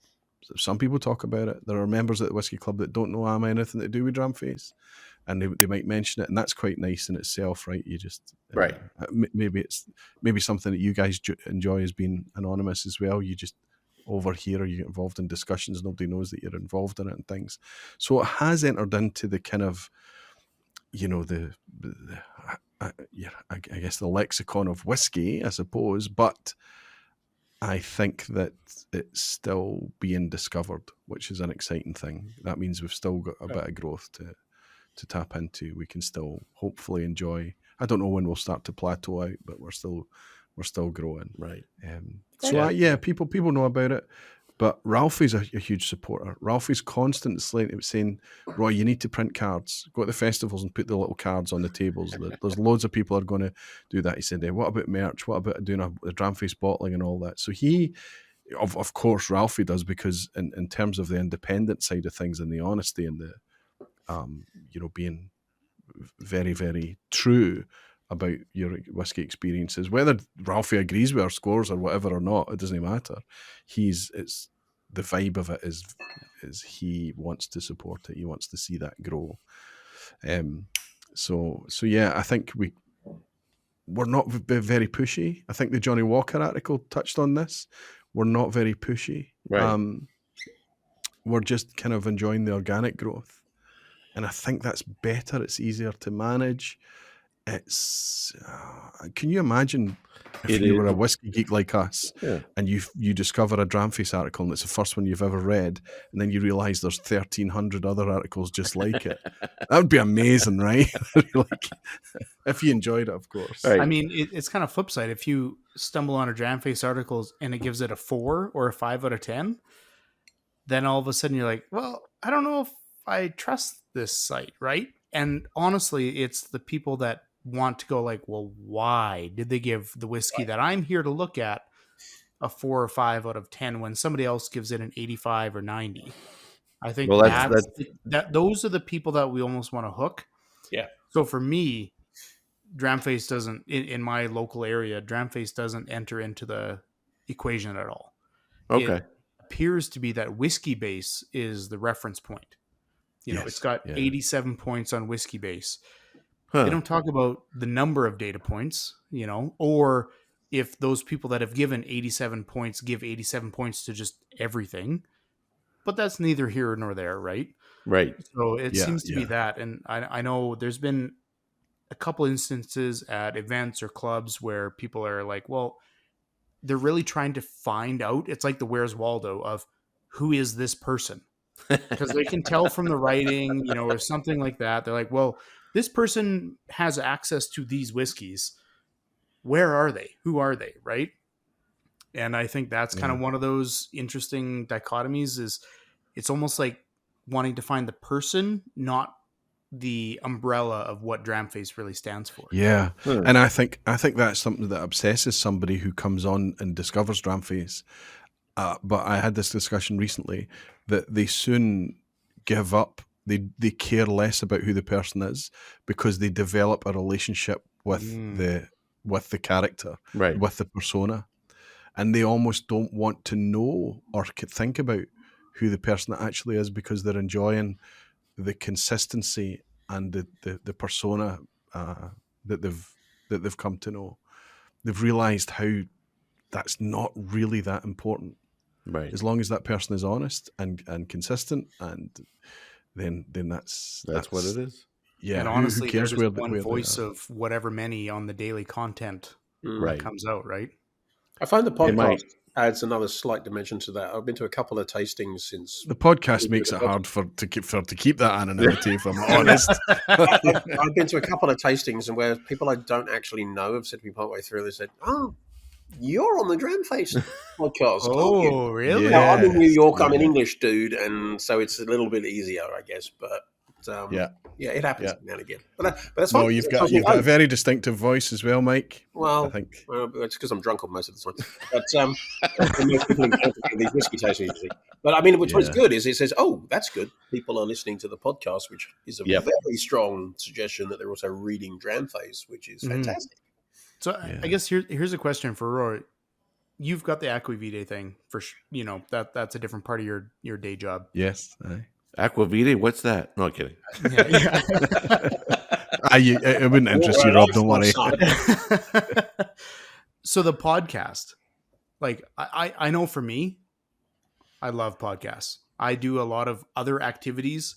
The ability to put on, long form content again, but a podcast hour and a half, especially on a topic that, they vary. I listen to a variety of different topics, but I love the podcast. Yeah. And I'm the only feedback that I've been given from people out in the wild is I want more podcasts.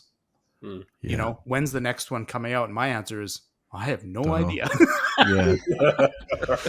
And that's that. And now we get to the elephant in the room. So thank you, buddy. I had to do thank it. you. I'm sorry. No, Right but when Rob suggested that I come on, I absolutely knew that I would be coming on, just to give out lots of excuses as to why there aren't any. And it's kind of hard because, I'm editing now. I have a video podcast hosted by Gregor that we recorded at the end of 2024. Yeah. And we're at the middle part of 2025 now, and we're just putting out there. So what we've got over the frustration, and Gregor's just become a wee bit more kind of, I don't know if pragmatic's the right word, but he's just chill with it. He's like, whatever, he doesn't really care. He has the PTSD still. Yeah. So that's going to come out. The thing is that the podcast, number one, well, it's not an excuse, but it's evergreen. We will age it. We'll make references that'll tell people when it was recorded, and it'll be jarring for them to hear how many months it's taking to come out. And it's all on my shoulders. It's down to me, and it's always absolutely my fault. And it's because, for me, we talk about ADHD and things like that. I don't know if I have traits. Absolutely have. It's part of what drives me, I think. But one of the things that I need in order to do editing, whether it's video or audio, is focus. Right. Yeah. And I need I think Mike's recording me right now. Mike, what are you doing? Sorry, I'm just replying to Stu. He's texted me. So Okay. sorry. This one's definitely not going out on there you video. go. So I'm not ADHD. I'm doing 17 different. I'm cooking dinner at the same time as we're on. Yeah. And I'm writing a novel. Yeah, and so I need it's the opposite then of that then, Mike. I need kind of the opposite of I can multitask, but I need the opposite of that. To when you're editing, you need, for that cohesiveness, to pick up on the things, you need absolutely concentration and focus. So you can only do it in kind of bursts of a couple of hours at a time, I would say, and taking breaks. But you also need to be in that bubble. Yeah. And that makes it a really, really difficult thing for me to achieve. Anybody that tells you that kids get easier as they get older, they're telling you lies. I've been getting told that lies for ages. Maybe that's the way it worked out for them. That is one of the biggest things I've learned. Oh, terrible twos. The threes will be better. No. No. You It get just the gets terrorist different. threes, and then you get the whatever fours. Like, a friend of mine had that down perfectly. She said, "Yeah, never mind the terrible threes." She said, "It's the fucking fours that are terrible." Yeah, the fucking fours. Well, I mean, I missed the days when they were so tiny you could just put them in a place and you knew that they would still be there when you went back again, right? There would be nothing getting set on fire in the kitchen. Yeah, it's unbelievable. So, I've got 3 teenagers, and they are at that point in their life. None of them have the same interest, so they don't need driven to the same club or anything. So it's the school drop off, the school pick up, and then it's everything else in between. And obviously, because I've got multiple projects and multiple wee things going on, it's always a time thing. And if I want to sit down and make a good job of editing or putting the thing together, then I know I need time. So I've still got 2 Colonials podcasts, plus what we're recording tonight, plus that video podcast to record. And one of those Colonial podcasts, let's be completely fair, is about 3 days long. It's really that's the third one that we're not talking about. The cutting room. Yeah. Well, that's the one. And I've agreed with you that what I'll do is I'll give it a scrub through and listen to it, and if we agree that the same exact same attitude as you have to the written stuff, if there's swathes of it get cut out, you're not offended, and because I think it's usual. I think the conversations that we have are evergreen. However, I think it's a problem, and I think it's holding the podcast back right now. I think it's holding Dramface back right now, and the bottleneck is very much with me. I think that hopefully at some point in the future, I'll start to turn the corner a little bit with the structure. My 2 girls are now going off to university.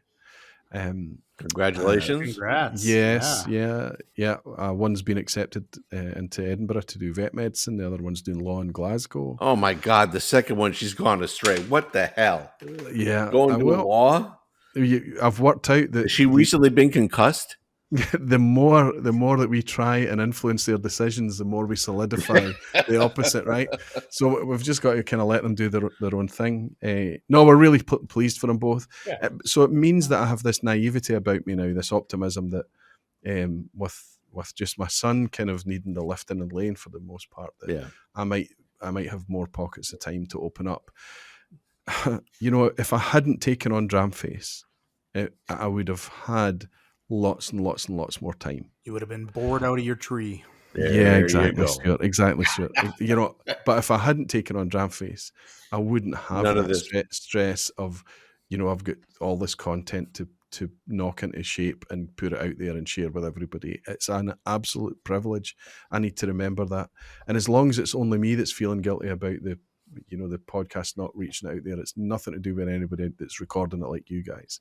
It will eventually get out there at some point, and hopefully we can make the cadence a wee bit more regular in future. But I've learned not to promise anything because it just makes me feel bad about it. I actually think there's something very creative about an end of year podcast being released in something like August. I think. Oh yeah, that's brilliant, right? Yeah, a Christmas edition and Easter and all of that. No, seriously, that's quirky. I like that. Actually, it's way more original than putting it out at the end of the freaking year when everybody else is doing it too. Exactly, that's right, Mike. There's maybe some truth to that. Yeah, and everybody knows that it's me that's holding it up as well. It's all good. But I was in Limburg this year, and I was speaking to one of the guys behind the trade stands and things like that, and he knew me because of Aquavitae and the YouTube content. And then he said, oh yeah, and then I caught the Online Scotch Whisky Awards. He said, and I saw that you were hosting that. He said, what did they do? I said, no, it's actually me and Ralphie that created it and did it and built it and things, and we run it and we do all the stuff. He said, oh, you're just not just presenting. He said, it's our whole project. It's our thing. He's like, that's amazing. Then we talk about his whiskies for a little while. Then we get back on to talking about, and he mentions Dramface. And I said, yeah, Dramface is my pro. And he looked at me like I was lying. Yeah. Right? He was like, he said, there's no. He said, you do Dramface as well. I said, yeah. When do you sleep? And he's like, wow. He was just like, oh my goodness.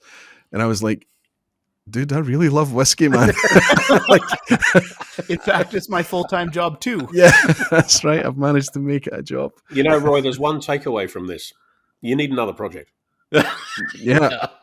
Well, funny you should say that. Oh. Are you getting spoilers tonight? No, not at all. I was super nervous at the end of last year. With Independent Spirits film production coming to an end and things, and I was speaking to Greg Schwartz, and he's like, oh, the various details I won't go into, but it was clear as it was coming to fruition that he needed an event to launch it. There you go. And I said, well, you need to make an event. You need to make your own event. And then I'm talking myself into the Independent Spirits Festival. We know how those go. Yeah, but I immediately said, no, I can't. I knew I wasn't going to be effective or whatever. But I knew a guy who did, who would have been effective.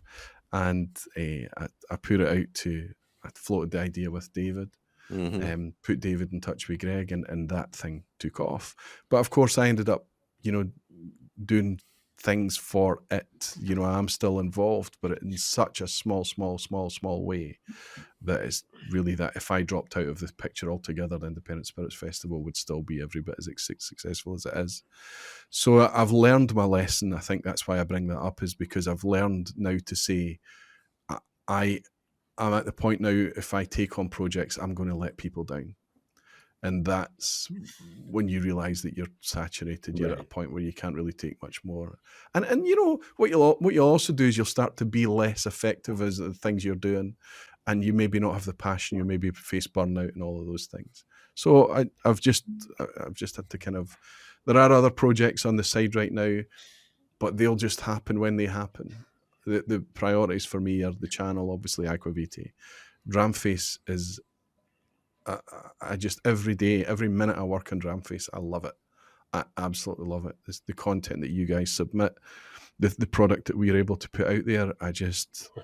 I'm so grateful. I'm so grateful for its existence. I absolutely love it. Yeah. Right back at you, Roy. Yep. Well, yeah. You're a good man, Roy, and you're doing really good things for this amen to that. and this industry, frankly. And that's not blowing smoke up your arse. That's just true. Well, it's very easy. This industry is amazing. There's whiskey's very good at finding good people. I discover, and look at the company I'm in right now. Look at the company that we've managed to pull together and things.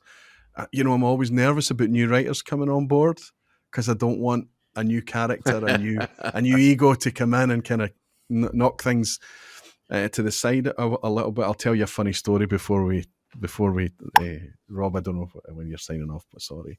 See, I'm used to being the host. I'm used to being the host. You tell the story, but I want to tell you that I have some pressure on me because I drafted an I Am a Distillery, and knowing that Roy was going to be on the pod, I could enunciate one syllable, and he'd say Blair Ethel.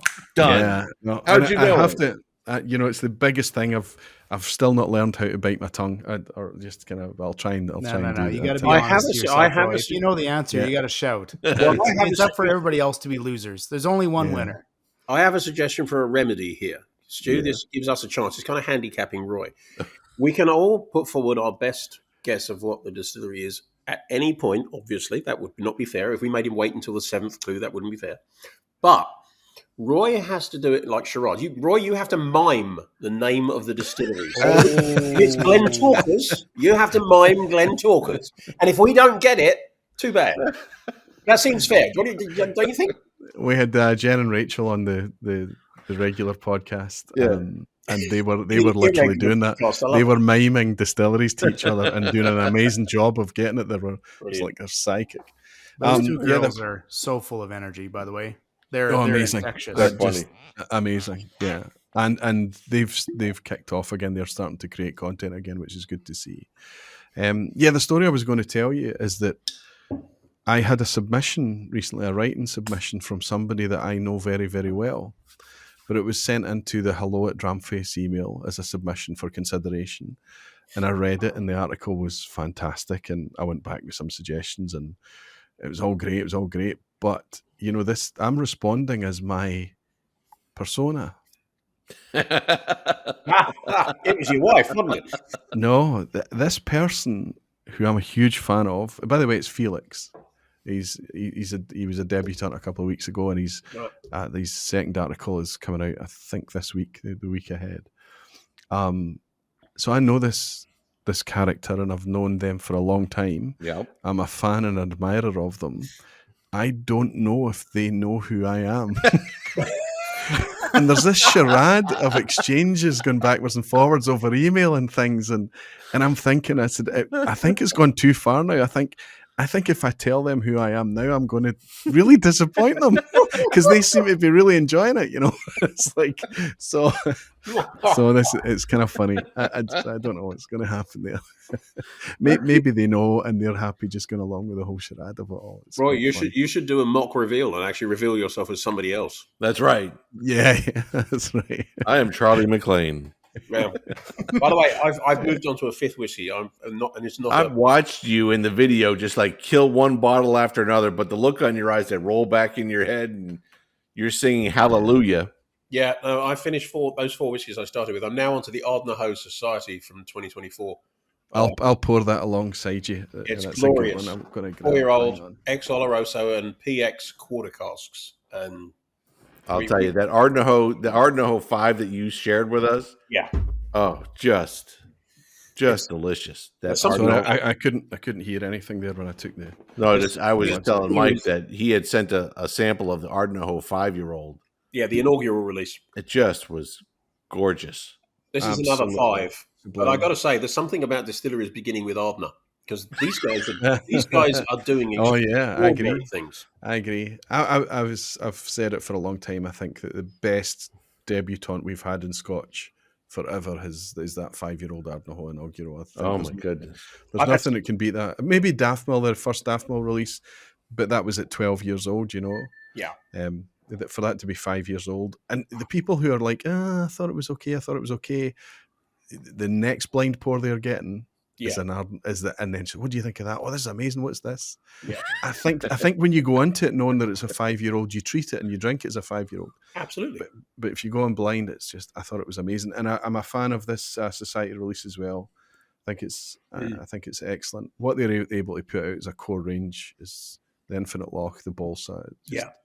They know what terrific. they're doing, and I mean, I've done its blind in tastings here in NYC. And I've had a number of people turn around and basically agree after discussion that, this is something like a 14-year-old Cowheeler or something. Yeah. And that's a hell of a compliment. I was going to say that's a compliment. So much nuance in what they're putting out. I love it. Yeah, it's really terrific. I'm just really grateful they haven't put out a load of releases yet, because otherwise they'd be, I'd be out of control. I would be moving out and homeless and carrying my Just around. get your credit card warmed up, Mike. You know it's coming. Oh, shut up.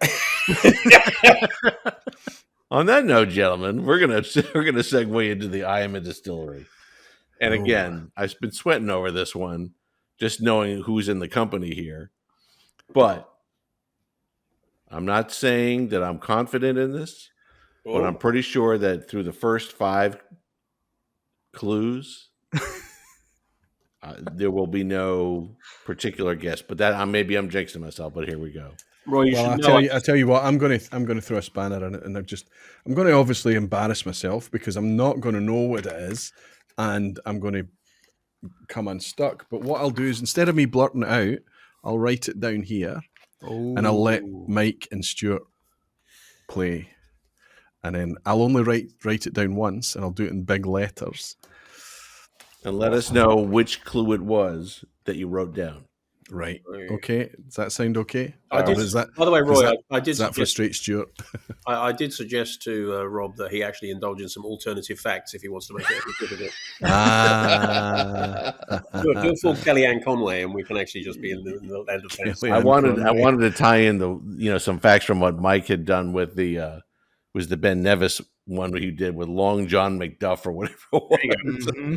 That just could write itself for any number of questions, but I won't go there. Or the Cocaine Bear. Oh, that's right. That was Adam, right? I randomly got Pablo Escobar. Yeah. Good Lord. All right. So here we go. The I Am a Distillery. We're going to go from 10 to 1. So clue number 10.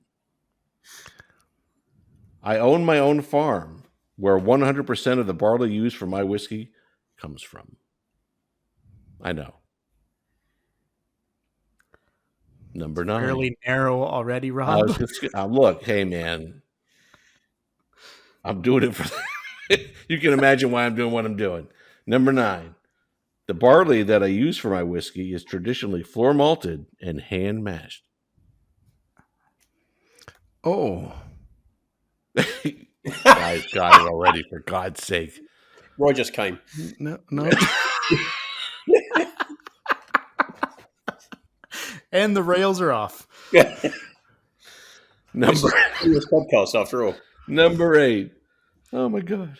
For my whiskey, I utilize a fermentation of 7 days. Yes, 7 days. Number 7. My open top washbacks were made at my own cooperage. Oh, for God's sake. I told you for the first 5, I was like making it. So number 6, my copper pot stills are mounted on gas stoves instead of steam heated. Plural. I made it through the first 5 without a guess, so I'm happy. This is good. Now, of course, Roy probably already got it. Yeah, because we think you're playing with us. Number 5. My first casks were laid down in May of 2016.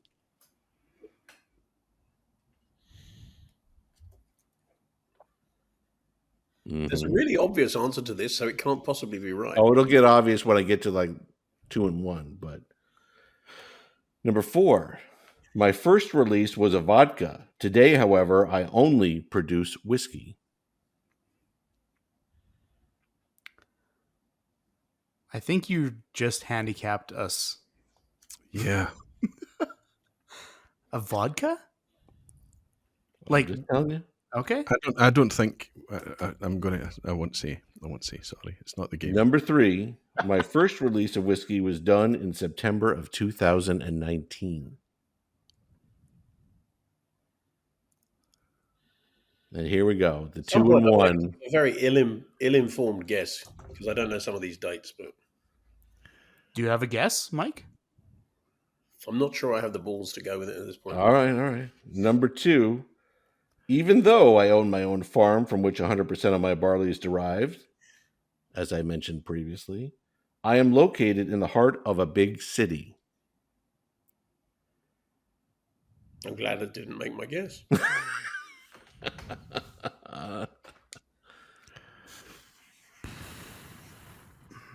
All right. Now this is going to be the race to the shout out. Number 1.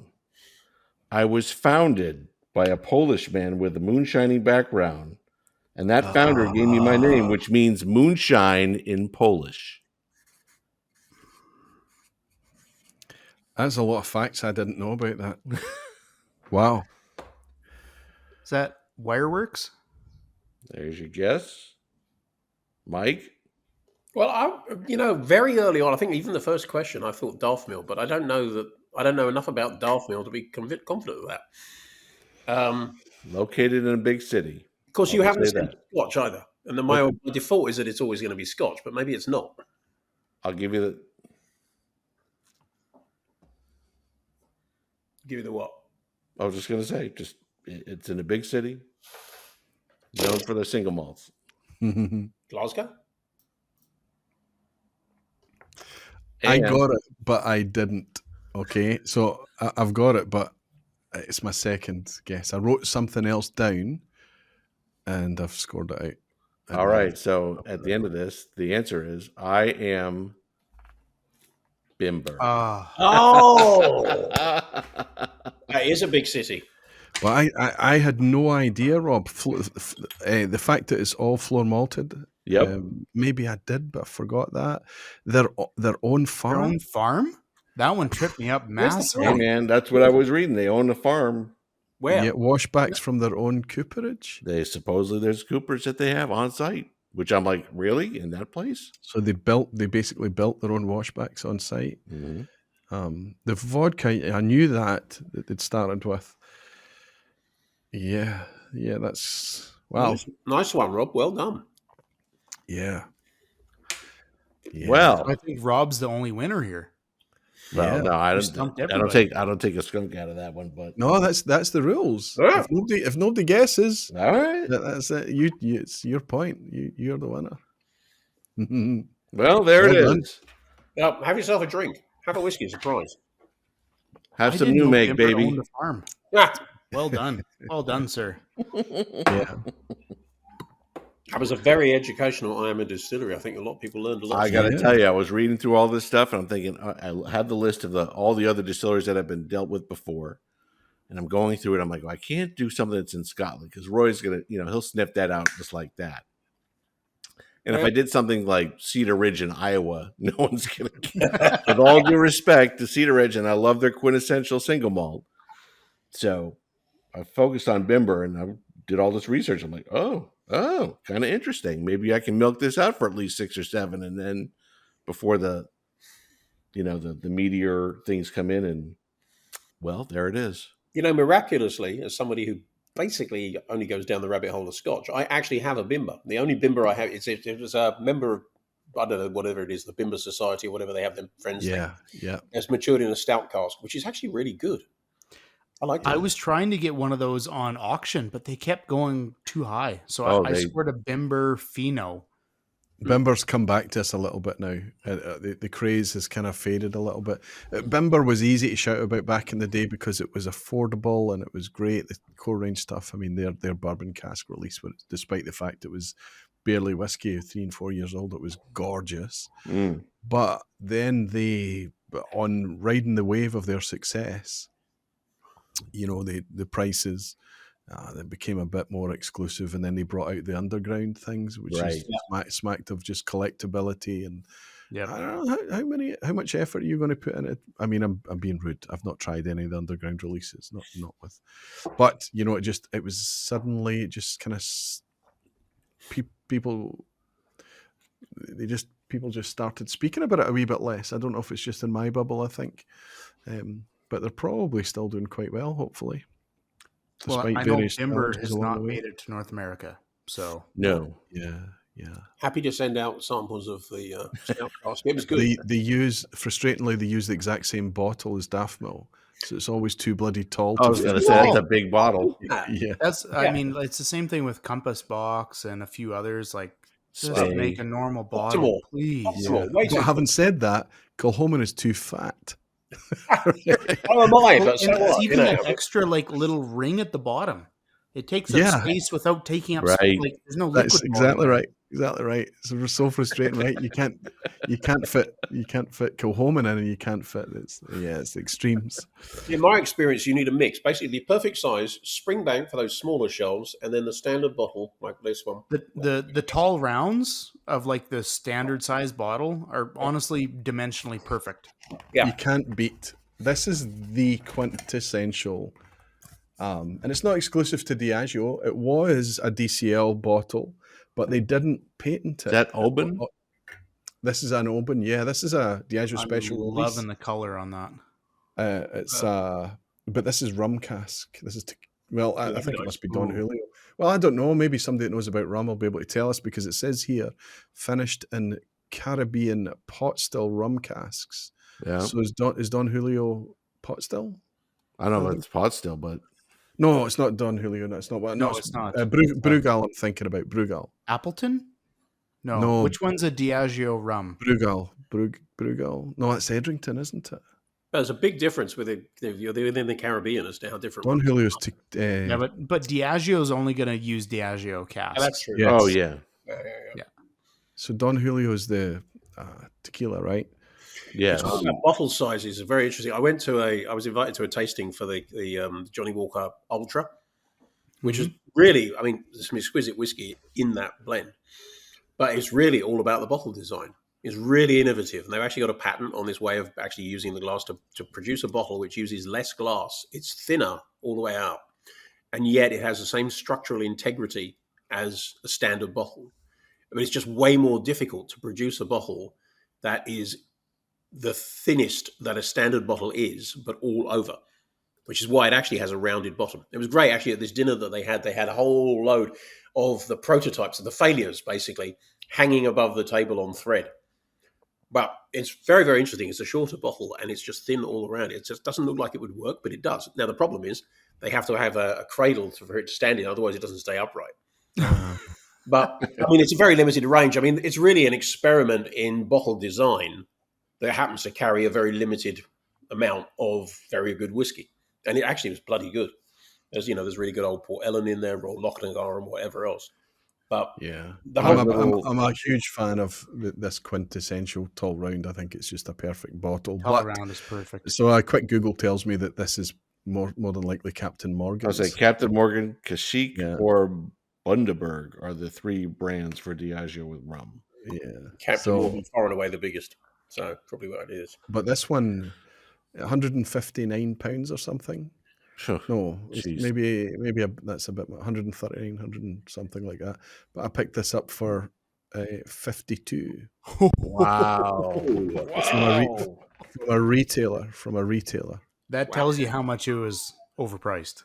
This is If the 2023. retailer can still let it go and still make money on it, Yeah, this is from Master and Malt, £52.49. It was actually advertised at 55, I think. But I have a Prime account with them because I buy so much, it makes sense. So you get, not only do you get free shipping next day with that, you get a wee bit off the price as well. So it was 52 and change it came to me for. wow. So it's something like an 80% price reduction. That's crazy. Yeah, it's crazy. And then a friend picked up the Lagavulin as We well. saw that in the chat. The Lager 12. Yeah, exactly. We saw it in the chat as well. But a friend of mine, a party we're at recently, uncorked it. He just picked it up for £50 as well. Less than much less than half price on the Lagavulin. It's just crazy, and we're all waiting to see what prices Diageo come out with in 2025 for the special releases. But we know from experience that they're not going to read the room. No.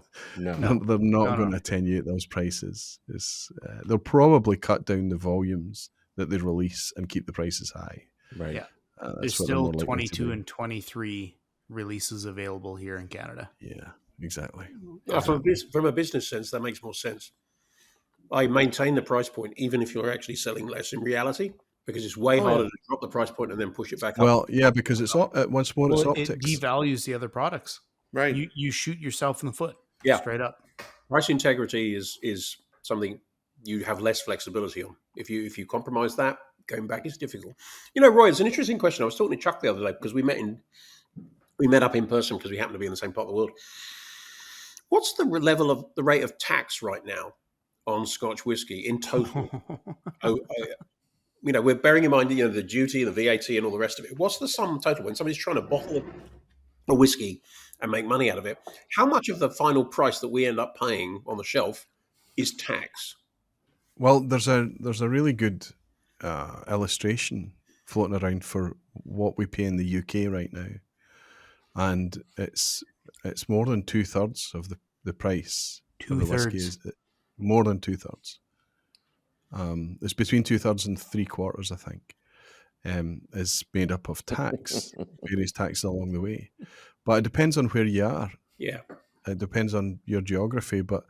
But we know there are different prices in different areas. Some people pay more, some people pay less. The Netherlands and Germany seems to be the best place to buy whiskey, in my experience. But the difference in price isn't that much. Everyone's paying ridiculous amounts in taxes and duties, and it doesn't matter how high it gets, it only seems to get higher. Yeah. And I'm not talking about, from an inflation perspective, I'm talking about ratio. Sure. Yes. It seems to be more and more being able to taken out of it all the time. That's the challenge, it seems, because, we often talk about the producers of the whiskey basically taking the piss on premiumization and price. But we don't tend to take into account just how much of that is tax, because when you look at the costs of bottling a whiskey, and then you include duty and you include VAT, you say, how the hell do these people make money unless they're doing it at a massive scale? They pay tax on volume and strength. Yeah. They don't pay tax on RRP. So they are still making the money because they're inflating the RRP to counteract the rising tax. Well, but when but some are like VAT and things like that are charged on RRP. I mean, some taxes are based on that. But I'll say an interesting little anecdote is that I don't know if this is true or not, but it kind of makes sense that Islay generates so much revenue for the Crown, for the government, that it is the most valuable to the Treasury landmass outside of the centre of London. Right. That's crazy. Really? That's amazing. I'll never forget that Ian MacArthur said that.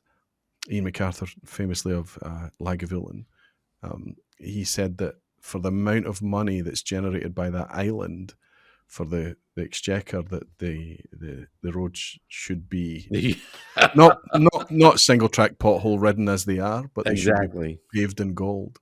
Yeah. And it's quite incredible how much revenue is generated.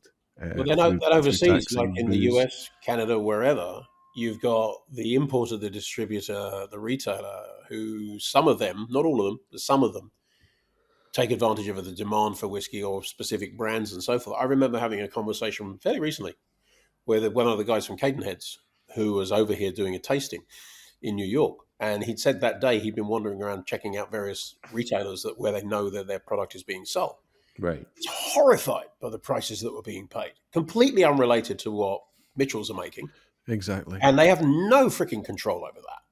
And so, we talk about the producers and their efforts at a perceived premiumization. It's often not that at all when you actually look at how much of the money ends up with the producer. Yeah. It's a mess. I mean, and Mitchell's is probably one of the messiest ones and the most extreme ones to use as an illustration. yes, And the trouble is that they don't often know, is it the importer? yeah, Is it the agent, the wholesaler, reseller, or is it the retailer themselves? yeah. It's really difficult to know who's scalping, but somebody's bunsing, right? Somebody's at it. When I lived outside of New York, up in the Hudson Valley, you'd find retailers who you knew they had a good array of independent bottlings. They have a good selection of whiskey. And there's a guy I'm thinking of in particular up in Hudson, and he put it on the shelf at the original price, and he would always keep it there, even though he knew people would buy it and flip it or whatever. It was a great place to go to get a good selection at the fairest price you're actually going to get in the USA. But he also knew that the distillery would keep sending him Sure. allocated stocks Right. because Right. they were in similar alignment with their ethos. Yeah. They were being respectful to each other. Right. Basically. Exactly.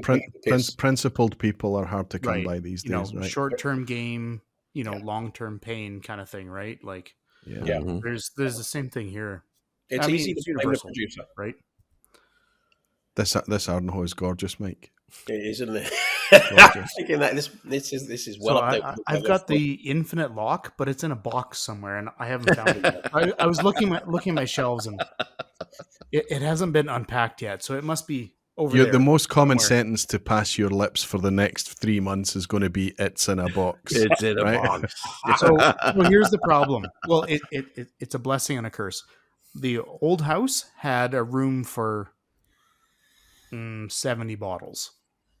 So the other missing amount. Wait. We the other talked about missing this with the 130 spreadsheet with the number. I mean, 70. No. I have access to the spreadsheet. There's a visual component Yes, that was I hidden. get it. So the visual component was another 2/3 of it. Yeah. It was in a box somewhere. Now, the new place has significantly more square footage, so it's probably going to get revealed at some point. In that case, you need more maltage in that square footage. But Stu, Yes. you are the spreadsheet king. Are you telling me that you moved without Exactly. spreadsheet which box the different whiskeys were in? Yes. So, okay, here. Between the whiskey and the wine, and this is for probably most North American folks, between the whiskey and wine, we filled up a pickup truck box full. Well, I love plus that another picture. 1.5 feet on top. Yeah. So there was a very expensive truck box full moving down the street. You should have just did some of the furniture, dude. But still, I'm with Mike. I'm just aghast at the fact that you had the spreadsheet. You didn't notify or notate which box was going to where and put it on the spreadsheet. Well, the boxes were labeled with what are the contents, but some of them you're just like, well, I have one Ardnahoe. I'm not going to label an entire box as Ardnahoe, so it's a mix. It's a roulette. What's in that box? See, yeah, I think we're all surprised that you didn't record on your spreadsheet which boxes is.